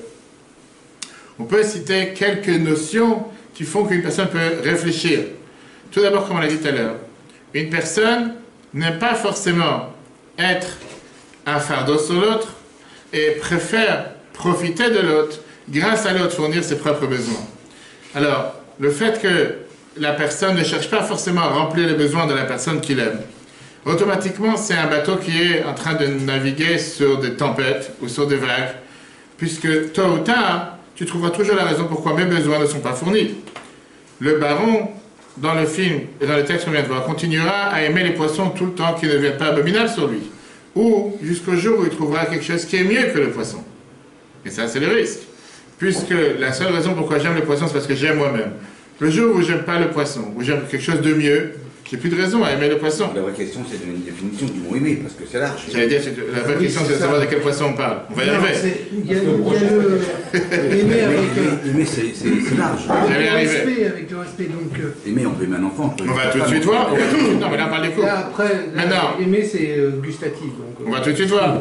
Si l'amour à l'autre, elle est conditionnée dans s'aimer soi-même, à ce moment-là, je pourrais aimer n'importe quelle autre entité, qui soit une autre personne ou un autre objet, tout le temps que mon amour intégral reste et se maintient. C'est la raison pourquoi même quelqu'un qui a des fois une grande souffrance ou qui est peut-être parfois déprimé, il perd n'importe quel goût pour toutes les choses qu'en général il aime. Parce que lui-même il est brisé, c'est parce que ces choses-là n'ont pas de rapport avec la situation dans laquelle il se trouve. Quand quelqu'un ne s'aime pas soi-même, tous les autres amours qui sont basés sur cet amour ont automatiquement plus aucun compte. Et c'est pour ça qu'il y a cet adage qui est répété sans arrêt, que tu ne peux pas aimer les autres avant de t'aimer toi-même. Parce que puisque l'aimer les autres, en réalité, c'est s'aimer soi-même, c'est tout à fait logique. Si je ne m'aime pas moi-même, je ne peux pas aider les autres. Et donc, si on résume ce qu'on vient de voir, ce type d'amour, c'est un amour qui vient pour détecter les besoins de celui qui cherche à aimer. Et ça, c'est le problème qu'on a avec l'amour. Alors que quand tu parles du respect, c'est beaucoup moins attaché avec les détails et le parcours psychologique de celui qui donne le respect. Tu ne respectes pas Einstein parce que tu peux avoir énormément de sagesse grâce à sa sagesse. Tu ne respectes pas le Premier ministre ou le Président par rapport au bien qu'il peut te fournir du fait de la manière comment il gère le pays. En règle générale, tu respectes quelqu'un basé parce qu'ils sont aptes à le respecter, peu importe en rapport avec ta propre situation. Respecter l'autre, c'est l'antithèse de ce qu'on vient de voir, qui veut dire tu respectes l'autre par rapport à ce qu'il est ou ce qu'elle est, et pas par rapport à ce que toi tu peux en tirer. Alors que l'amour, c'est tout à fait le contraire. Regardons la différence. L'amour égocentré. L'autre devient un objet, un moyen. Deuxièmement, la relation est intéressée et subordonnée aux avantages qu'elle offre. Troisièmement, vulnérable à la routine et l'ennui. Quatrièmement, tu as une incapacité à aimer lorsque l'amour de soi fait défaut. Amour et respect. Quand je parle d'amour, amour c'est un résultat des besoins et des désirs personnels. Alors, quand je parle des respects, l'autre l'inspire pour ce qu'il est. Rien à voir avec l'amour. Ça, c'est la différence entre les deux. L'amour, c'est le résultat des besoins et des désirs personnels de la personne et je ne sais pas forcément ce que l'autre il aime, comme on l'a vu avec le poisson, paix en son âme. Et le respect, l'autre inspire pour ce qu'il est, peu importe si... Et donc, qu'est-ce qu'on vient de voir, le résumé de cette deuxième idée, c'est que l'amour tout seul dans le couple ne suffit pas. Puisqu'en règle générale, elle est basée consciemment ou inconsciemment dans l'amour de soi-même, que tu cherches à remplir tes propres désirs, alors que le respect est basé sur le fait d'avoir un vrai respect, tu valorises l'autre par rapport à ce qu'il est, qu'est-ce qu'elle est. Et c'est la raison pour laquelle on revient à ce qu'on a dit à Rambam, si vous vous rappelez tout à l'heure, comme quoi la devise numéro 1 que Rambam me donne pour réussir dans le couple, c'est le respect de l'autre. Il a donné ça soit au mari, soit à la femme. Question? Soit. Pourquoi soit? L'un et l'autre. Soit au mari, soit à la femme. Il n'a pas dit ça seulement pour l'homme ou seulement pour la femme. Il a donné ça aux deux. Ah oui, d'accord. Il a dit que pour les deux, on devait avoir ces deux composants. Jusqu'à présent, on a parlé d'un amour qui n'est pas du tout mature, un amour qui est égocentrique. Mais c'est sûr qu'avec cet amour, on peut développer un amour qui est beaucoup plus profonde. Et on voit dans la vie comme quoi des gens, ils ont des fois donné leur vie pour leurs proches. On voit des fois des gens, par l'amour de leurs proches, ils ont pu être capables de donner même leur propre vie. Mais comme on l'a dit tout à l'heure, même l'amour la plus profonde, il y a un composant majeur qui manque s'il n'y a pas le respect. Parce que l'amour, c'est un sentiment qui est tellement profond, qui vient dévoiler l'empathie et le souci pour l'autre. Mais l'amour trop dur, ou l'amour trop fort, ou l'amour trop puissante, elle peut parfois être étouffante. Elle peut parfois faire en sorte de gouverner l'autre. Parce que tu n'arrêtes pas de t'inquiéter vers l'autre. Chaque 2 minutes, tu lui dis un remontrance, où tu vas venir, qu'est-ce qu'il mange, qu'est-ce qu'il ne mange pas, qu'est-ce qu'il laisse vivre, tu ne peux pas laisser respirer l'autre.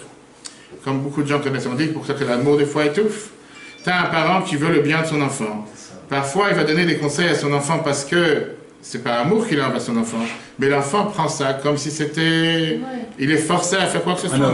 On a ici un enfant battu à table. Et on peut nous témoigner comme quoi les deux sont vrais. D'un côté, tu as un amour forcé, et donc c'est la raison pour laquelle un amour dans lequel manque le respect, qui est un respect qui balance et qui temporise l'amour. L'amour forcément n'est pas le seul composant. Et c'est pas par hasard qu'on apprend ça aujourd'hui. On est en pleine période du Homer. La semaine dans laquelle on te parle 24 000 élèves de Rabbi Akiva qui sont morts, on a parlé de ça plusieurs fois dans plusieurs cours, donc on peut revoir sur l'application et Torah, comme quoi la Torah nous dit que Rabbi Akiva était celui qui a dit tu aimeras ton prochain comme toi-même, et que ça c'est la base de toute la Torah, et néanmoins, ses propres élèves ils sont morts, 24 000 élèves, ça faisait plus de 700 enterrements par jour, et la Torah te dit pourquoi pas, parce qu'ils ne s'aimaient pas. Chez le Nahag ou Kavod Zebazé, parce qu'ils ne respectaient pas l'un l'autre. Il y avait un amour débordant, et cet amour, elle était tellement débordante qu'ils ne pouvaient pas supporter que l'autre fasse quelque chose de différent de ce qu'ils ont l'habitude de faire. qui met en application les paroles de son maître, différentes de ce que lui il avait l'habitude de faire. Et c'est la raison pour laquelle ils sont morts. Parce qu'il y avait ce manque de respect. C'est exactement la même chose dans le couple. Quand tu respectes ton partenaire, ça veut dire que tu lui donnes la possibilité, tu lui donnes l'espace qu'il a besoin pour prendre ses décisions et pour tracer sa route. Et c'est ce que j'aime répéter, je répète 100 fois, sans arrêt à n'importe qui, vis et laisse vivre. Respecte les avis de l'autre, respecte la manière de penser de l'autre, même si tu n'es pas d'accord avec lui. Respecte comment il pense, il a le droit de faire de manière différente. La clé pour pouvoir avoir un couple heureux et amoureux, c'est en trouvant justement cet équilibre, merci, entre l'amour et le respect. Parce qu'un amour qui est illimité, un amour qui est débordant peut être parfois pris comme étouffante, parfois pris comme comment on appelle ça, forcé et non désiré. De l'autre côté, le respect sans amour, c'est un respect qui est aussi éloigné. C'est un respect aussi qui manque un sentiment, c'est-à-dire respecter sans amour. Je te respecte. C'est comme on dit, tu peux très bien respecter le Premier ministre ou le Président sans forcément les aimer. Mais c'est pas pour ça que c'est pour ça. On respecte parce que c'est... 100%, et c'est pour ça que tu n'es pas marié avec lui. Et c'est pour ça que tu n'es pas marié avec lui. Oui, c'est rien à voir avec le couple. Donc pour ça, j'ai dit que... savoir le problème, c'est que c'est des termes, l'amour, le respect, c'est des termes qui sont très larges. Non, mais c'est très large, comme dire qu'on peut donner une définition sur l'amour et le respect, on peut passer des heures dessus. C'est pour ça qu'on doit trouver le juste équilibre. Le respect seul, s'il n'y a que le respect sans amour, c'est machinal et c'est insensible. C'est pour ça qu'on a mis une photo de gardien de l'Élysée. Mais non, donc le respect. C'est pas suffisant, c'est pas suffisant. 100%. C'est pour ça que dans un couple, ça ne marche pas. Alors, dans un couple, on parle d'un couple, parce qu'il faut parler d'un couple. On parle du couple. C'est le couple. Le respect entraîne l'amour en général, mais pas l'inverse. Maintenant, tu reviens à ce qu'on va reprendre après la phrase que Rambam a dit. On va voir pourquoi Rambam il a donné comme numéro 1 le respect. C'est ça qu'on est en train d'expliquer. L'amour tout seul, elle peut être étouffante, elle peut être écrasante. Regardez le pauvre Ethan, comment il est en train de subir, même s'il a un cœur... Non, sur la photo, je parle. Comment c'est étouffant et écrasant quand on a seulement l'amour tout court. Et donc, on a plusieurs exemples. Tu as ta femme qui aime les fleurs et tu ne veux pas les acheter parce que tu considères que c'est dépense d'argent en vain. Mais t'en achètes en bois. Ou ta femme, elle veut que tu aides les tâches ménagères. Et toi, tu te dis, pas juste, pourquoi je vais aider les tâches ménagères? Moi, j'ai déjà fait aujourd'hui mon sort, j'ai déjà été au travail, j'ai déjà ramené l'argent que je dois ramener à la maison avec ma paye, parce que je me soucie pour payer les factures de la maison. Ou ta femme, elle te dit qu'il faut absolument déménager parce que je viens de voir une souris traverser dans la cuisine, et toi, tu penses qu'elle est d'une autre planète. Ton mari te dit comme quoi il veut absolument regarder le match ou la dernière série de je sais pas quoi qui parlait hier. Et toi, tu te dis, mais la femme lui dit, mais tu dois finir ce que tu as commencé à réparer le meuble de la cuisine il y a 2 mois. Ou ton mari, il veut manger de la viande et il n'a même pas envie de devenir vegan ou végétalien ou végétarien. Ton mari préfère acheter une voiture de luxe à la place que ta femme a te dit, il vaut mieux avoir une voiture qui est faite pour la famille plus normale et plus agréable. Et comme ça, on ne va pas en finir des débats qui peuvent exister entre un mari et sa femme. Comme la fameuse histoire, ça c'est pour notre cher Ethan. Un homme et une femme étaient assis dans le salon et le mari qui dit à sa femme la phrase suivante. Écoute bien, c'est important que tu saches que je ne voudrais pas du tout vivre d'une situation végétative,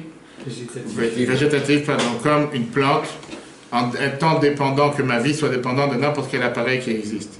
Si jamais ça m'arrivera un jour dans ma vie, je te demande d'enlever les prises. Et sa femme qui se lève et enlève les prises de la télévision. D'accord? C'est la réalité avec... En gros, la vie...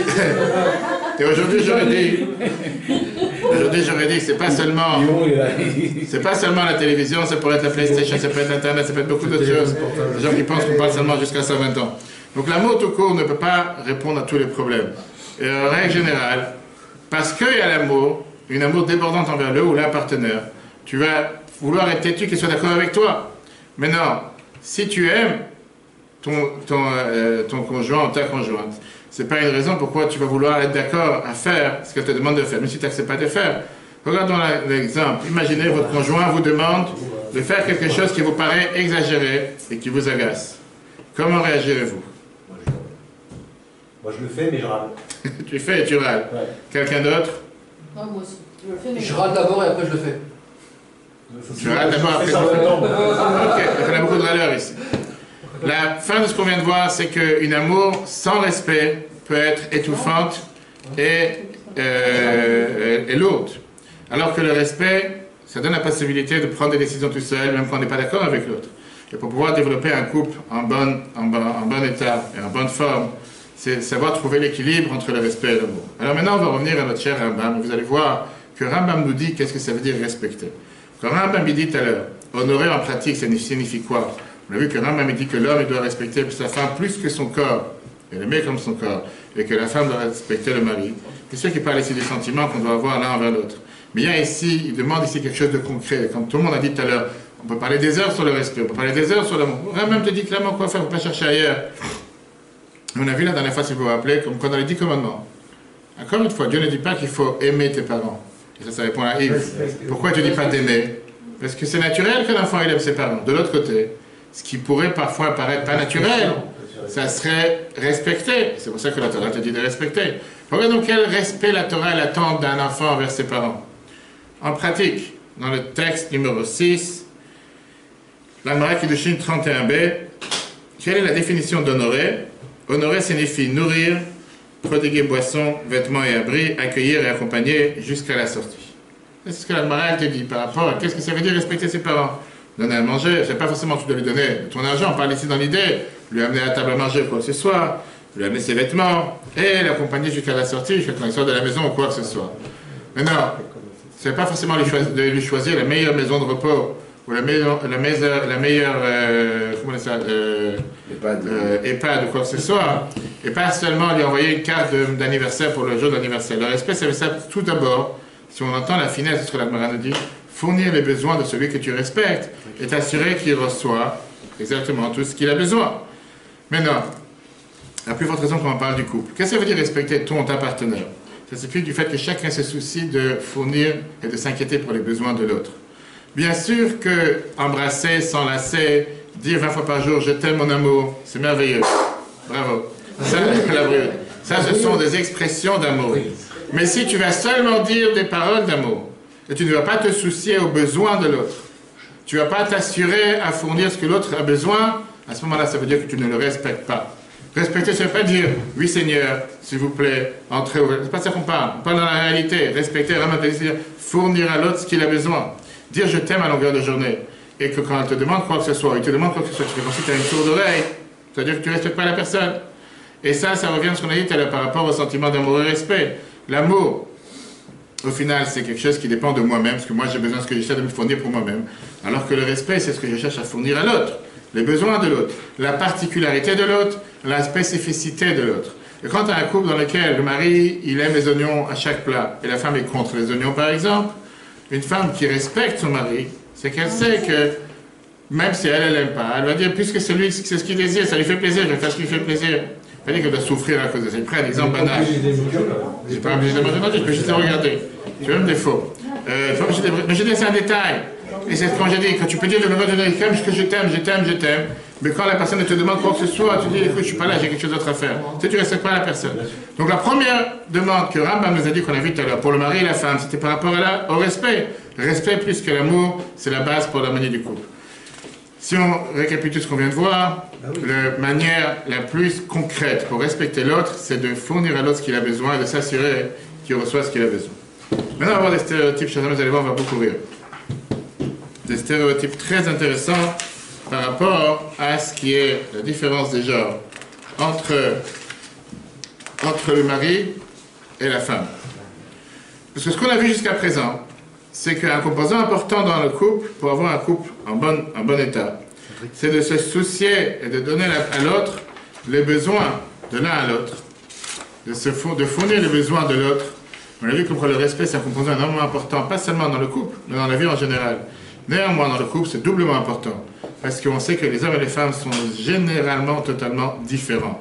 Les besoins de l'un ne sont pas les besoins de l'autre, et c'est là où le clash arrive, et c'est là où le conflit existe, de manière physique et psychologique. Maintenant, on ne peut pas dire que ça, ce sont des stéréotypes qui sont vieux. On va voir tout de suite le texte. Comment les femmes, en général, sont plus... Quelle est la première phrase? Bravo. C'est écrit.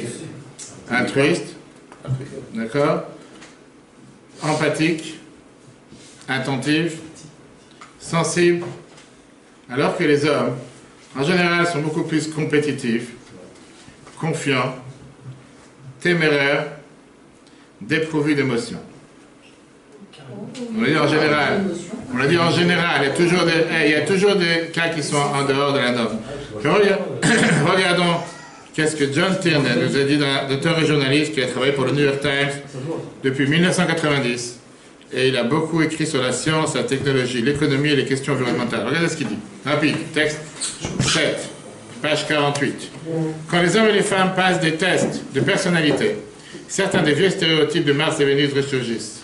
En général, les femmes apportent plus volontiers leur collaboration, sont plus empathiques, attentives et sensibles. Page 48. Les hommes ont tendance à être dans un esprit de compétition, sûrs d'eux, téméraires et dépourvus d'émotions. Alors que des différences évidentes apparaissent dans la petite enfance et ne s'effacent jamais. Ce qui n'est pas clair, en revanche, c'est l'origine de ces différences. Les psychologues évolutionnaires soutiennent qu'il s'agit là de traits innés, hérités des anciens chasseurs et cueilleurs. Une autre école de psychologues affirme que les personnalités des deux sexes ont été façonnées par le rôle socio-traditionnel et que les différences de personnalités se réduiront à mesure que les femmes s'occuperont moins des enfants pour plus travailler à l'extérieur du foyer. Donc ça veut dire que là, actuellement, quand ils ont fait l'exemple au ministère il n'y a pas longtemps, qu'ils essayent de faire l'égalité entre hommes et femmes, que ce soit pour les goûts, pour les poupées, Alors vous êtes d'accord qu'il faut rééquilibrer les choses ou comment ça se passe? On n'a pas fini. Tu vas voir à la fin, tu auras la réponse tout seul. Pour vérifier ces hypothèses, des groupes de recherche ont analysé et comparé les tests de personnalité effectués par des hommes et des femmes dans plus de 60 pays à travers le monde. Pour les psychologues évolutionnistes, la mauvaise nouvelle est que la différence de personnalité liée au genre varie selon les cultures. Pour les spécialistes de rôles socio-sexuels, la mauvaise nouvelle est que les différences bifurquent du mauvais côté. Apparemment, les différences de personnalité entre les hommes et les femmes seraient plus faibles dans les cultures traditionnelles, comme en Inde ou au Zimbabwe, qu'aux Pays-Bas ou aux États-Unis. Les personnalités d'un homme et d'une femme au foyer dans un tribu patriarcal botswanaise seraient plus similaires que celles d'un couple de travailleurs au Danemark ou en France. Plus Vénus et Mars sont égaux aux droits et aux des emplois similaires, plus la personnalité semble diverger. Voilà la réponse à ta question. D'accord? Ça veut dire que la première des choses qu'il faut savoir et qu'il faut comprendre, c'est que pour un mariage puisse réussir, il faut que l'homme et la femme comprennent et après respectent les besoins uniques de l'un sur l'autre. Deux besoins différents. Même si on a les besoins sentimentaux qui sont plus ou moins les mêmes, on va en parler après, on voit qu'il y a quand même des besoins sentimentaux qui sont fondamentalement différents les uns des autres. C'est pour ça qu'on revient encore à notre Rambam, Maïmonide, dans laquelle il te dit que le mari et la femme doivent respecter l'un l'autre. Et après, il explique les besoins essentiels des hommes et les besoins essentiels des femmes. On revient à ce que Rambam nous dit, quels sont les besoins essentiels qu'un homme doit fournir à sa femme et quels sont les besoins essentiels qu'une femme doit fournir à son mari. La première des choses que les hommes doivent comprendre dans le lien avec la femme, c'est que la femme, en règle générale, a besoin de respect, et ce besoin d'être respecté est beaucoup plus important chez la femme que chez l'homme. Et c'est pour ça que Rambam te dit qu'un homme a le devoir de respecter sa femme plus que son propre corps. Dire à une femme qu'elle est grosse, en général, c'est pas le meilleur compliment. Dire à un homme qu'il est gros, c'est pas la fin du monde, et je peux vous dire, je reçois ça presque tous les jours. Pas de ma femme, grâce à Dieu, mais la réalité, elle est qu'on voit que les femmes, ils ont besoin d'être respectées beaucoup plus que les hommes. Est-ce que ça veut dire qu'un homme n'a pas besoin d'être respecté? Non. C'est plus un besoin chez la femme que chez l'homme. Regardons le texte 8, ce que l'Admara nous dit. L'Admara Bametia te dit cette phrase. Un homme doit être scrupuleusement attentif à l'honneur de sa femme. On ne voit pas que la Torah te dit qu'une femme doit être scrupuleusement attentive à l'honneur de son mari. Ça ne veut pas dire qu'elle ne doit pas respecter son mari, on l'a dit tout à l'heure. Rambam dit qu'elle manque de vie. Mais ça veut dire qu'une femme a besoin de respect plus que l'homme. Alors qu'est-ce que ça veut dire respect? On revient à ce qu'on a dit tout à l'heure. Respect, il y a plusieurs sens. Il y a une connotation double. Tout d'abord, dans le respect, on a le fait que respecter l'individualité de l'autre, les besoins de l'autre, la vie de l'autre. Deuxièmement, se soucier de l'autre, fournir les besoins de l'autre. Parce que, bien sûr qu'une femme, elle a besoin de l'amour de son mari. Et de là, la raison. Pourquoi tout à l'heure, Rambam m'a dit qu'un homme a le devoir d'aimer sa femme comme son corps. Mais avant d'avoir l'amour de son mari, une femme, elle a besoin de ressentir que son mari la respecte, qu'il respecte ses besoins, qu'il respecte ses volontés, qu'il ne trouve pas en sa femme un objet pour fournir ce que lui, il a besoin, que ce soit nettoyer la maison, cuisiner, l'intimité, etc., etc. Et ça, c'est énormément, énormément important. Regardons le texte numéro 9. On a vu tout à l'heure, qu'est-ce que ça veut dire? Respecter, porter de l'attention, subvenir à ses besoins, à l'écoute de ses sentiments, et avec ça, exprimer sa reconnaissance. Alors, on a ici un problème.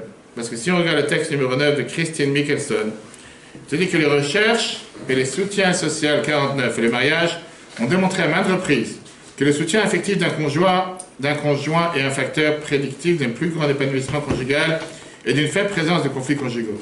Et ce, davantage chez les femmes que chez les hommes. Le soutien affectif est considéré comme étant plus important pour le bien-être des femmes. Et le plus important, c'est pas seulement que le mari sorte la CB. Vous savez que le CB, carte bancaire, c'est le même acronyme que Shalom Bayit, la paix dans le couple. Mais la Torah te dit... Vous avez entendu ça? Non? Excellent. T'avais jamais entendu? T'avais jamais entendu? C'est quoi? Shalom, c'est quoi? J'ai pas entendu. En hébreu, Shalom Bayit veut dire l'harmonie dans le couple. Shalom Bayit, comment tu écris? Shalom avec un C. Les initiales de Bayit, c'est un B. CB veut dire carte bancaire. D'accord? Beaucoup de gens qui te disent que pour avoir la paix dans le couple, il faut sortir la carte bancaire. Mais à l'époque, exactement. Aujourd'hui, on paye sans contact. Aujourd'hui, on paye sans contact. C'est la raison pourquoi la Torah demande que 2 semaines sur 2, les hommes et les femmes n'ont pas de rapport. Parce qu'on doit payer sans contact. C'est une invention exactement. Ça a existé depuis longtemps. Je dis ça existe aujourd'hui. C'est pas depuis la Je suis tout à fait d'accord. On est mariés avec notre CD. Mais justement, c'est ce qu'on vient de voir, que le plus important, c'est de respecter l'autre, se soucier pour l'autre. C'est pas juste parce que tu vas sortir l'échec que tu vas forcément respecter l'autre. Aider dans les tâches ménagères, aider avec les enfants, faire tout ce que tu peux faire pour aider ta femme, c'est beaucoup plus important qu'une simple aide. Parce que ça montre comme quoi tu te soucies à l'autre, comme on vient de voir. Ça montre comme quoi tu subviens à ses besoins et tu exprimes ta reconnaissance envers l'autre. Et surtout, ça montre le respect que tu as envers l'autre.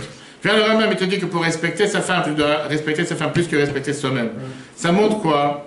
Que tu vas donner du respect à ta femme beaucoup plus que ce que tu te respectes toi-même. Par exemple, un homme, il sera d'accord de s'habiller avec un manteau qui est très simple, au lieu de donner à sa femme un manteau simple, il va lui donner un manteau qui est beaucoup plus cher. Ce qui est important pour elle, c'est pas forcément le prix qu'il a payé pour le manteau, mais le fait qu'il s'inquiète à ses besoins et que c'est sa priorité avant ce qui se soucie à soi-même. Un homme qui pense à lui d'abord, avant de penser à sa femme, il a un manque de respect envers sa femme, qu'on veuille ou pas. Donc, si on va récapituler ce qu'on vient de voir, le besoin sentimental essentiel de la femme, c'est de savoir que son mari s'inquiète à elle, qui valorise, comme on a dit, qui lui porte de l'attention, qui la valorise, qui se soucie pour elle, qui fait tout ce qu'il peut avec ses moyens et avec sa volonté pour pouvoir remplir ses besoins. Et elle doit ressentir qu'il n'y a pas quelque chose de plus important dans la vie de son mari que sa femme. Une femme, elle doit sentir réellement qu'elle est la princesse de son mari. On veuille ou pas. Une très belle histoire du rabbi avec la rabbinite, on a raconté ça plusieurs fois. Il y avait une fois, un vendredi, la rabbinite Raïmouchka, qui était la femme du rabbi, elle a été blessée dans son pied. Elle ne pouvait pas marcher sans aide, sans canne ou sans béquille.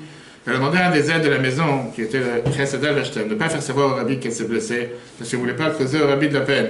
Mais là, il avait un dilemme, parce que le rabbi lui a dit à ce secrétaire qui s'occupait de sa femme, qu'il doit faire savoir au rabbi à chaque fois qu'il y a un changement ou un souci dans la santé de sa femme. Et là, la rabbinite lui dit qu'elle ne veut pas qu'elle raconte au mari. Il a décidé de dire au rabbi quoi qu'il arrive. Le rabbi l'a tranquillisé en lui disant « T'inquiète pas, t'as rien fait de mal, tout va bien ». Le soir, quand le rabbi rentre à la maison, M.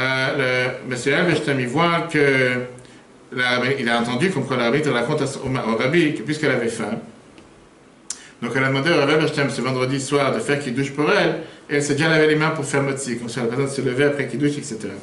Elle a voulu faire en sorte comme quoi le rabbi ne remarque pas qu'elle ne peut pas se lever de la table pour pouvoir aller se lever les mains pour faire qu'il douche, et le rabbi il a fait comme s'il n'est pas au courant d'histoire. Mais là arrivait le problème qu'il devait maintenant servir la soupe.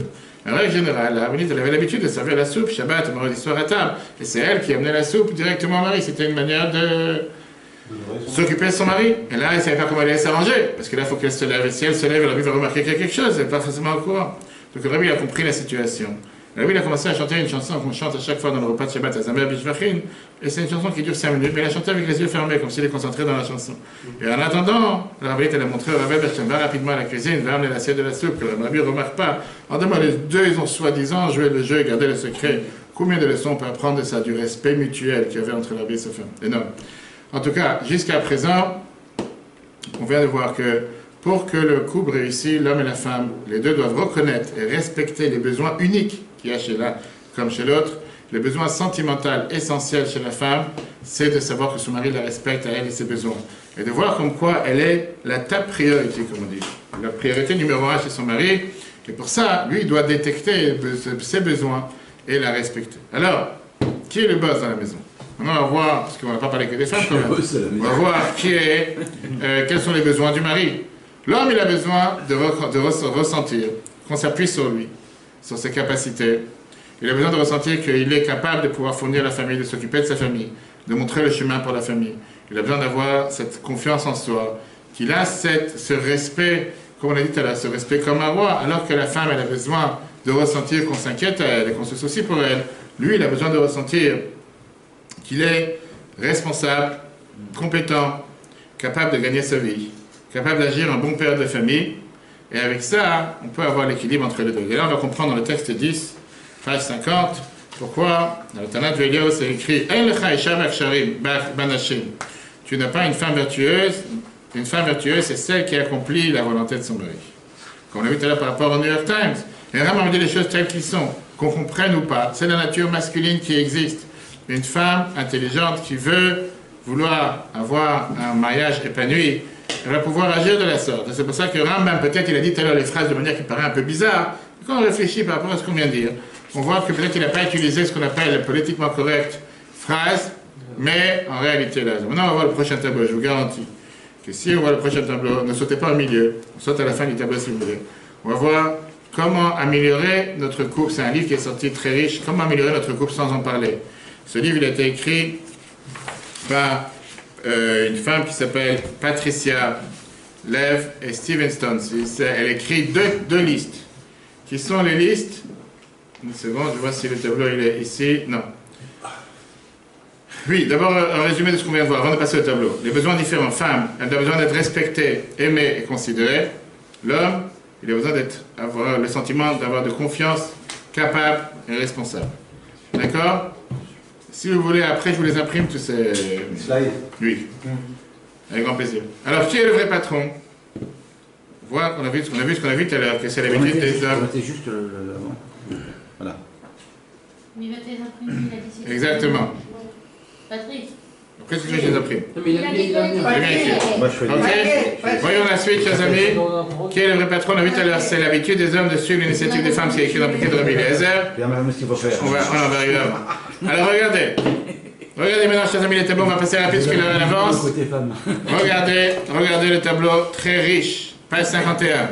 Qu'est-ce qu'une femme peut faire pour rabaisser un homme sans avoir l'air d'y toucher? Par contre, c'est compliqué l'histoire. Écoutez bien. Écoutez bien. La liste, elle est non exhaustive. Non exhaustive. La liste est non exhaustive. Je ne vais pas la lire. Je vais pas les lire toutes, mais rappelez-moi. Rapide. Je vais lire seulement la première colonne. Après, chacun va cocher où il se reconnaît. Lecture de décisions importantes.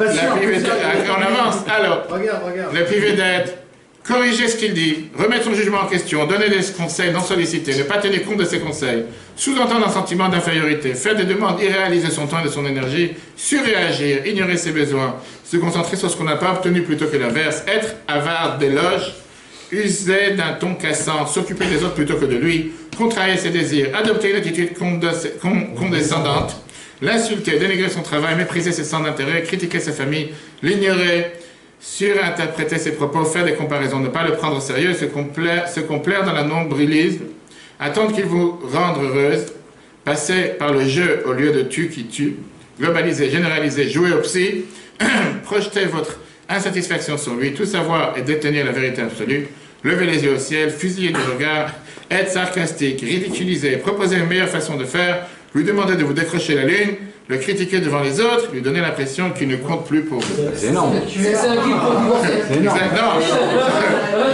C'est un guide pour divorcer. C'est énorme. Ça, c'est ce qu'on a dit, ce qu'une femme peut faire pour rabaisser un homme sans avoir l'air d'y toucher. On n'a pas fini. Alors, on va aller du côté des femmes, mais non. Allez-y, on n'a pas fini, mais on va aller du côté des femmes. D'accord? le côté des femmes, ce qu'un homme peut faire pour combler le vide existentiel de la vie d'une femme. Chers amis, vous allez rire encore plus. Reconnaître que la responsabilité sont partagées afin de préserver l'harmonie familiale. Apprécier tout ce qu'elle fait pour le foyer et la famille, même si c'est tordu. Partager les tâches domestiques, la gestion... J'ai dit qu'on n'a pas le temps d'élaborer, de commenter chaque phrase, on en finit ce soir. Partager les tâches domestiques, la gestion de la maison, la préparation de repas, et voir une activité en commun plutôt que la répartition des tâches. Éviter de procrastiner. Bravo. Prendre l'initiative sans attendre qu'on vous le dise, qu'on vous supplie ou qu'on vous le rappelle. Engager une femme de ménage sans rechigner. Remarquez qu'on a apporté des changements à la maison. Ramassez ce que vous avez laissé traîner, vous ou quelqu'un d'autre. Pensez à réaliser ses souhaits si vous le connaissez ou au moment de prendre des décisions. Dans le cas contraire, être attentif à ses désirs, comprendre qu'ils peuvent évoluer avec le temps et que par conséquent, il faut continuer à vous mettre à jour, parce que tu t'es marié avec une jeune fille qui devient femme, qui devient mère, qui devient mère de 2 enfants, etc. Exactement. Savoir que ses souhaits ne sont pas identiques aux vôtres, que vous avez le pouvoir de la rendre très heureuse et celui de la rendre extrêmement malheureuse. Être le gardien de ses rêves et faire de leur réalisation votre priorité. Prendre plaisir à exaucer ses désirs. Toujours l'inclure dans vos activités. Partagez chaque semaine. Partagez chaque semaine des activités que vous appréciez tous les deux. Être particulièrement attentionné quand vous vous trouvez en public ensemble. Inventez des rituels à deux quand vous êtes à la maison. Boire un café le matin, par exemple. Préparer le dîner, regarder le coucher du soleil. Passer plus de temps avec elle. Gestes affectueux ou activités partagées lorsque la journée de travail s'éternise. Et donc, ça c'est ce qu'on peut faire pour combler le vide de la situation. Ok. Maintenant, alors, pourquoi on avait cette différence entre ces deux listes? Pour voir comment il y a des besoins différents du mari et de la femme. Et on voit ici une table tellement claire.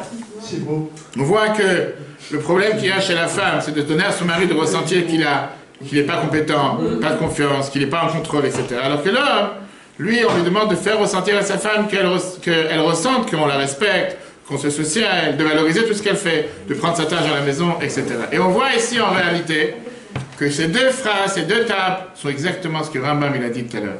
Si on revient tout à l'heure à Rambam, on va voir le besoin essentiel chez un homme dans le couple, c'est de ressentir qu'on a confiance en lui, qu'il est compétent et qu'il gère la situation. Une femme, elle remplit ses besoins par ça, qu'elle a ce qu'on appelle cette crainte, mais c'est pas forcément le mot crainte qu'on a dit tout à l'heure, c'est plutôt respect, mais c'est valoriser l'autre. Même la psychologie moderne est d'accord au fait que les hommes et les femmes ont des besoins différents. Une femme, elle a besoin de sentir qu'on la respecte et qu'on la valorise et qu'on se soucie pour elle, alors que l'homme, il a besoin de sentir que c'est lui qui est en contrôle et qui est responsable de la situation. Alors, comme on a dit tout à l'heure, qui est le vrai patron? C'est la femme le vrai patron. Qui est le vrai patron? Est-ce que ça veut dire, chers amis, est-ce que ça veut dire que d'après la Torah... On laisse croire à l'homme qui est le patron. Est-ce que ça veut dire que d'après la Torah, d'après le judaïsme traditionnel, le mari c'est lui qui a le dernier mot dans la maison? On va voir plusieurs textes, vous allez voir que parce que vous avez pensé c'est réel.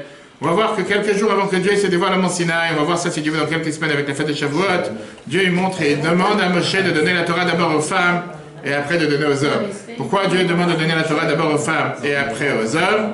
La Torah vient nous dire, le Midrash nous explique la question suivante. Regardez dans le texte de Rabbi Eliezer. Regardez le texte 11a. Dieu dit à Moïse, va, demande aux filles d'Israël si elles veulent accepter la Torah, car c'est l'habitude des hommes de suivre l'initiative des femmes. En 2 mots, si les femmes vont être d'accord, les hommes seront aussi d'accord. Mais là, on a un problème. Comment concilier ce texte avec celui qu'on a vu au départ qui affirme qu'une femme vertueuse accomplit la volonté de son mari? Si vous vous rappelez, on a vu ça dans le texte 10. Qu'est-ce que ça veut dire qu'une femme elle accomplit la volonté de son mari? Ça veut dire qu'une femme doit suivre son mari, c'est pas le mari qui doit suivre la femme.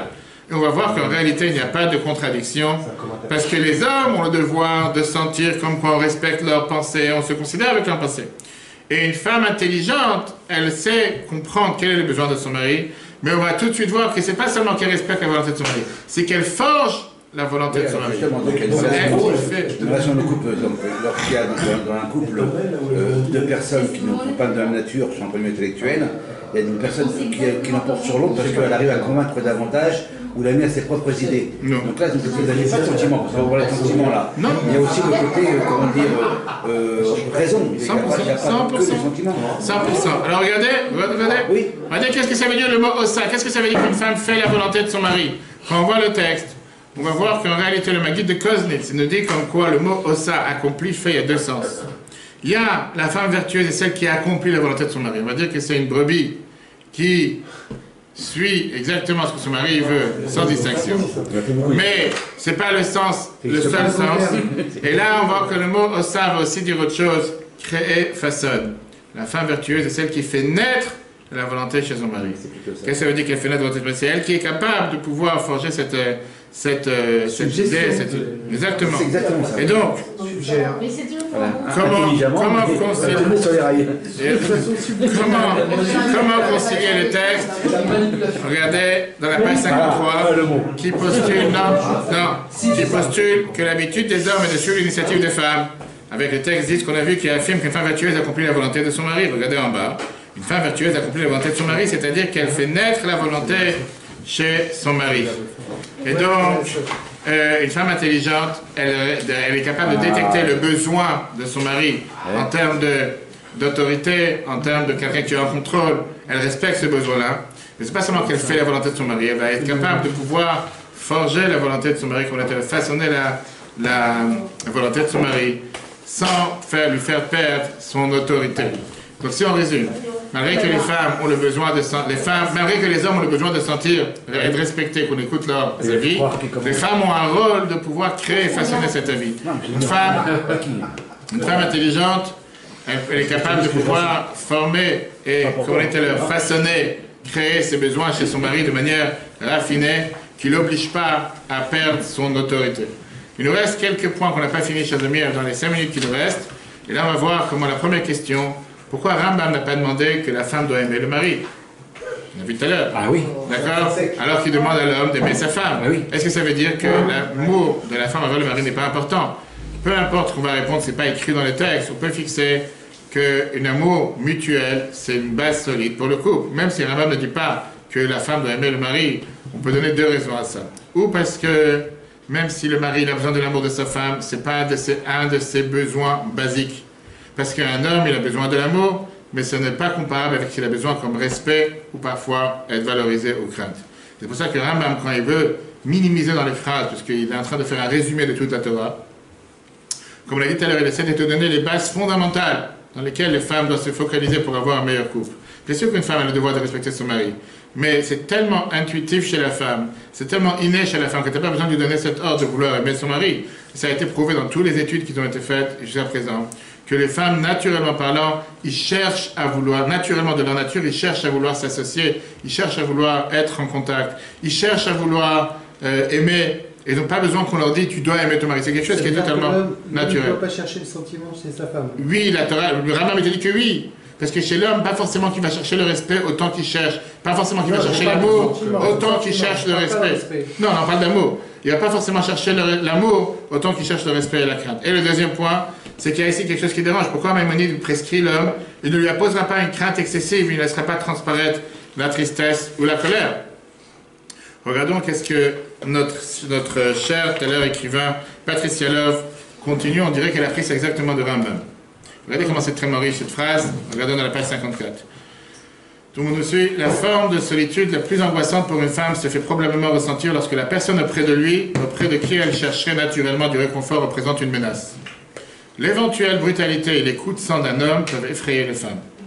Les hommes ne se rendent généralement pas compte à quel point leur accès de colère peuvent être angoissants, blessants et intimidants pour une femme.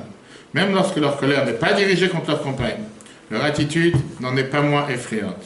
Une voix sèche et autoritaire peut déclencher une réaction de peur et augmenter les taux de cortisol, l'hormone du stress. Si son mari a l'habitude de réagir de façon excessive et de s'emporter facilement, une femme sera en permanence à bout de nerfs sur ses gardes. Par ailleurs, en compagnie d'un tel homme, elle ne pourra que difficilement se sentir réellement en sécurité ou détendue, condition préalable à l'amour, l'affection et la bonne entente. Je pense que ça résume tout ce qu'on vient de voir. Regardez la phrase. Là où le respect construit, la colère détruit. Plus que ça, regardons le texte 13, et maintenant on va voir pourquoi Rambam te dit que le mari doit faire attention au respect de sa femme, alors que la colère est tout à fait le contraire du respect. Là, page 55, là où le respect construit, la colère détruit. Là où prévaut le respect véritable, la colère n'est pas susceptible d'entrer en jeu. car il n'est pas naturel de s'en prendre à ceux que l'on respecte réellement. Un accès de colère indique donc un double déficit, en ce sens que le respect qui s'impose dans le mariage fait cruellement défaut. Et on revient encore une fois à la source. La colère est l'antithèse du respect. Ça n'existe pas de dire que tu respectes ta femme si tu t'énerves à longueur de journée. Deux raisons pour comprendre qu'est-ce que Rambam nous a dit et pourquoi il ne dit pas que l'homme a le devoir d'aimer sa femme, ou que la femme a le devoir d'aimer son mari, ou parce que ce n'est pas un besoin fondamental chez l'homme, ou comme on a dit tout à l'heure, pour les femmes c'est intuitif, pas besoin de dire de manière claire. Par contre, Rambam nous dit clairement qu'il n'a pas le droit d'imposer une crainte excessive à sa femme en débordant vers la colère, parce que la colère est l'antithèse du respect. Qu'est-ce qu'on vient de voir, chers amis? C'est vrai dans l'autre sens. Hein. C'est vrai dans les deux sens. Dans les deux cours qu'on vient de voir, et avec ça on termine, on vient de voir que d'après la religion, d'après la Torah, la réussite du mariage, elle est basée sur, tout d'abord, le fait de ne pas être égoïste. Dans le cours numéro 1, on a vu comme quoi le but pour le mariage, le but principal avec lequel on peut réussir dans le mariage, ça vient du fait que la personne, elle s'approche du mariage de manière non égocentrique. Seulement comme ça, tu pourras pouvoir réussir dans ton couple. Dans le deuxième cours, on a vu comment l'intimité, elle est faite pour donner le plus grand plaisir. Et ça, c'est quand elle n'est pas faite seulement pour remplir ses propres besoins. Et là, on vient de voir comment le mariage et la réussite dans le mariage dépend encore une fois de la même base. Si le mariage, je viens vers le mariage forcément en pensant d'abord qu'est-ce que moi je veux, qu'est-ce que moi j'ai besoin, alors dès qu'il y a un petit souci, un petit problème, le problème il est quoi en réalité? Que je ne reçois pas ce que j'ai besoin. Et la réparation, elle est de culpabiliser, se plaindre, prendre la tête, de demander jusqu'à ce que j'obtienne ce que j'ai besoin. Quelles sont les chances qu'un tel mariage réussisse? Très basses, si jamais ça va réussir. Malgré que je sais que c'est voué à l'échec une telle tactique, malheureusement, beaucoup de gens, c'est ce qu'ils font dans la vie de tous les jours. Par contre, si je suis convaincu pour la réussite du mariage, que dès qu'il y a un problème, je regarde à l'intérieur de moi-même et je pense, qu'est-ce que moi je peux faire pour arranger la situation? Comment moi je peux faire pour améliorer notre couple? La réponse, elle est que moi, je dois détecter, en attendant, les besoins de l'autre, mon partenaire sentimental, affectif et réel, et d'en faire de la meilleure manière. Et à ce moment-là, deux choses vont se passer. Tout d'abord, je vais réussir à dévoiler que quand je fournis les besoins de l'autre, je vais pouvoir m'associer, m'attacher à l'autre beaucoup plus important de manière sentimentale, peu importe ce qu'il fait envers moi ou pas. Parce que donner, en réalité, c'est quoi? C'est recevoir. C'est l'amour, ça crée l'amour. Deuxièmement, la majorité des chances, et là c'est la réponse à la question qu'on a demandé au départ, est-ce que c'est une institution collective ou individuelle? La majorité des chances, elle est qu'avec le temps et la persévérance, le partenaire va aussi vouloir aller dans notre situation, il va commencer à se soucier de nos besoins. Est-ce que c'est garanti? Non. Mais est-ce qu'il y a un moyen garanti de réussir son couple? Non plus. Au final, on parle ici d'une union de deux personnes différentes, et que les deux personnes, toi tu as contrôle seulement sur ta personne, tu ne peux pas avoir contrôle sur l'autre personne. Le meilleur moyen de pouvoir s'assurer que l'autre va changer, c'est par changer soi-même. Si on essaye, on va voir qu'on pourra peut-être avoir des bons résultats. Peut-être, exactement, parce que malheureusement, parfois, comme je dis, il y a des règles que des fois tu peux faire tout ce que tu veux envers l'autre et que l'autre est borné. Il n'est pas réceptif. Exactement, il n'est pas réceptif. L'autre ne comprend pas c'est quoi le mariage, il n'a rien à faire dans ce groupe. Est-ce que c'est une raison pour mettre tout en l'air? On verra tout à l'heure, on verra dans le prochain, le 6e cours. Est-ce que ça vaut la peine de divorcer parce qu'il y a une mauvaise entente quand tu as construit toute une famille, tout un édifice? Le dernier point qu'on va voir ensemble, est-ce qu'on a vu tout à l'heure la question, quel serait le facteur ou la dynamique relationnelle qui, une fois modifiée, contribue à améliorer votre mariage? Le respect. Appelez la question, le respect. Ok. Donc, pour finaliser, la réussite du couple, c'est d'abord ne pas être égoïste, numéro 1. Numéro 2, s'inquiéter aux besoins de l'autre. Pas ça que tu es capable de détecter les besoins de l'autre et tu fais un effort pour lui fournir, tu peux t'assurer de renforcer l'étincelle d'amour qu'il y a dans votre lien et s'assurer que l'autre aussi, avec le temps, fasse de même. Regardons maintenant les notions clés de ce qu'on vient de voir, chers amis, dans les cours, et après on verra le dernier exercice. Numéro 1, regardez à l'arrière. Numéro 1, chers amis, numéro 1, vous avez à l'arrière. 1, 2, 3, c'est parti. Vous l'avez ici, mais à l'arrière, regardez, c'est plus dans sur l'écran, c'est aussi beau. L'amour ne suffit pas à entretenir une relation car elle est intimement liée à l'amour de soi, au désir de satisfaire ses propres besoins et ses envies. En revanche, le respect est le fruit de l'estime et de la considération de l'autre pour ce qu'il est. Ainsi, le respect est le pilier du mariage. 2. Un amour modéré. Tu l'as dans le texte aussi. Après, tu auras le livre. 2. Un amour modéré qui n'est pas tempéré par le respect peut devenir écrasant et étouffant. Le respect de l'autre lui donne la possibilité de prendre ses propres décisions, même si nous ne sommes pas d'accord avec lui. 3. En pratique, respecter l'autre signifie subvenir à ses besoins et prendre soin de lui. 4. Une femme a besoin de ressentir que son mari la respecte, qu'elle est sa priorité. Pour cela, il doit faire passer les besoins et la dignité de sa femme avant les siens propres. 5. Dans le cas d'une relation, un homme éprouve le besoin de ressentir qu'il en ait confiance en lui, en ses qualités, en sa capacité à être l'homme de la maison. 6. Une femme avisée façonne les désirs de son mari avec douceur, sans l'obliger à renoncer à sa propre volonté. 7. En identifiant les besoins de son conjoint et en s'efforçant de les satisfaire, il est possible d'attiser l'étincelle d'amour dans la relation et d'amener son conjoint à rendre le pareil. Avant de passer au prochain cours, exprimer clairement les besoins, c'est l'exercice, chers amis, la page 57. Exprimer les besoins psychologiques, affectifs et physiques de son partenaire, un exercice stimulant et très utile pour le couple. Prenez un moment pour remplir le tableau ci-dessus. Énumérez par ordre d'importance vos 5 besoins les plus importants à ceux de votre conjoint. Décrivez ensuite comment vous souhaitez que le vôtre soit satisfait et comment vous pensez satisfaire ceux de vos conjoints. Par exemple, vous voulez qu'on vous respecte, vous souhaitez que votre conjoint vous le manifeste et vous accorde toute son attention lorsque vous rentrez après votre journée de travail.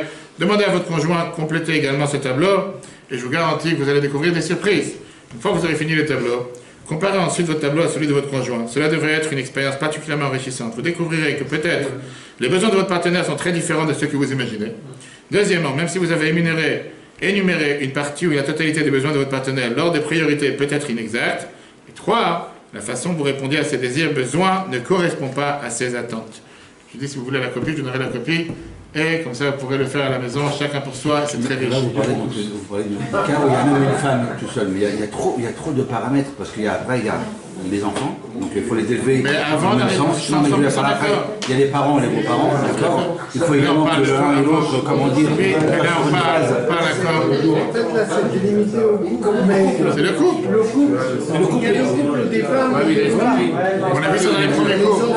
Mais ça vient après. Mais si le couple est solide, tout le reste continuera à être solide. Après, les choses, elles sont différentes. Je suis tout à fait d'accord, mais l'ensemble, tu es à 100% d'accord. Mais le couple, s'il est solide et la base est fondée, tout le reste suit. On verra après.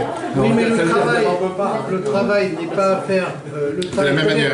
Des fois, je vais parler de... Le travail est peut-être à faire à deux au départ, oui, c'est ça. mais après, en fonction du nombre, voilà. Il est à faire. S'il y a une famille de 5 personnes... Je suis tout à fait d'accord. Je suis tout à fait d'accord. Mais si les bases sont là, ça se transmet avec le premier enfant, du premier ça se transmet au deuxième, etc. Le travail, il est récurrent. Mais ce qui ne doit pas être touché à 100%. Mais c'est à vie, c'est un couple marié à vie, c'est un travail qui fait à vie.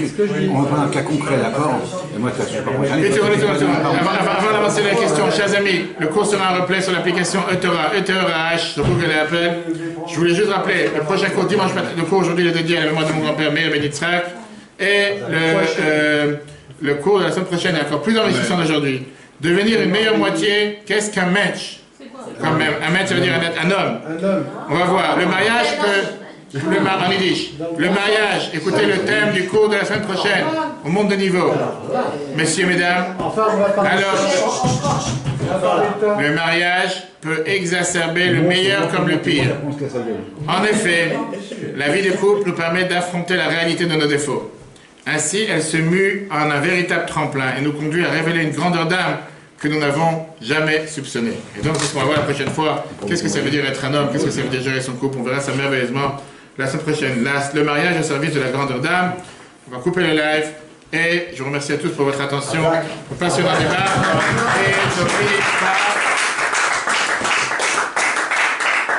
Et après, vous pourrez continuer les applaudissements pendant 10 minutes, on vous laissera le live. Et pour l'instant, je vous rappelle que jeudi soir, Lag BaOmer, nous avons les grillades, barbecue, betrabad, avec une énorme conférence, 19h30 exactement, avec le chef Kenson qui sera parmi nous. Important d'être présent, hommes, femmes, enfants pour Lag BaOmer. C'est du bon d'entendre en parler. En attendant, messieurs, mesdames, très bonne journée à tous, et si Dieu veut, à la semaine prochaine, nous revoir les cours sur Torah. Que Dieu vous bénisse.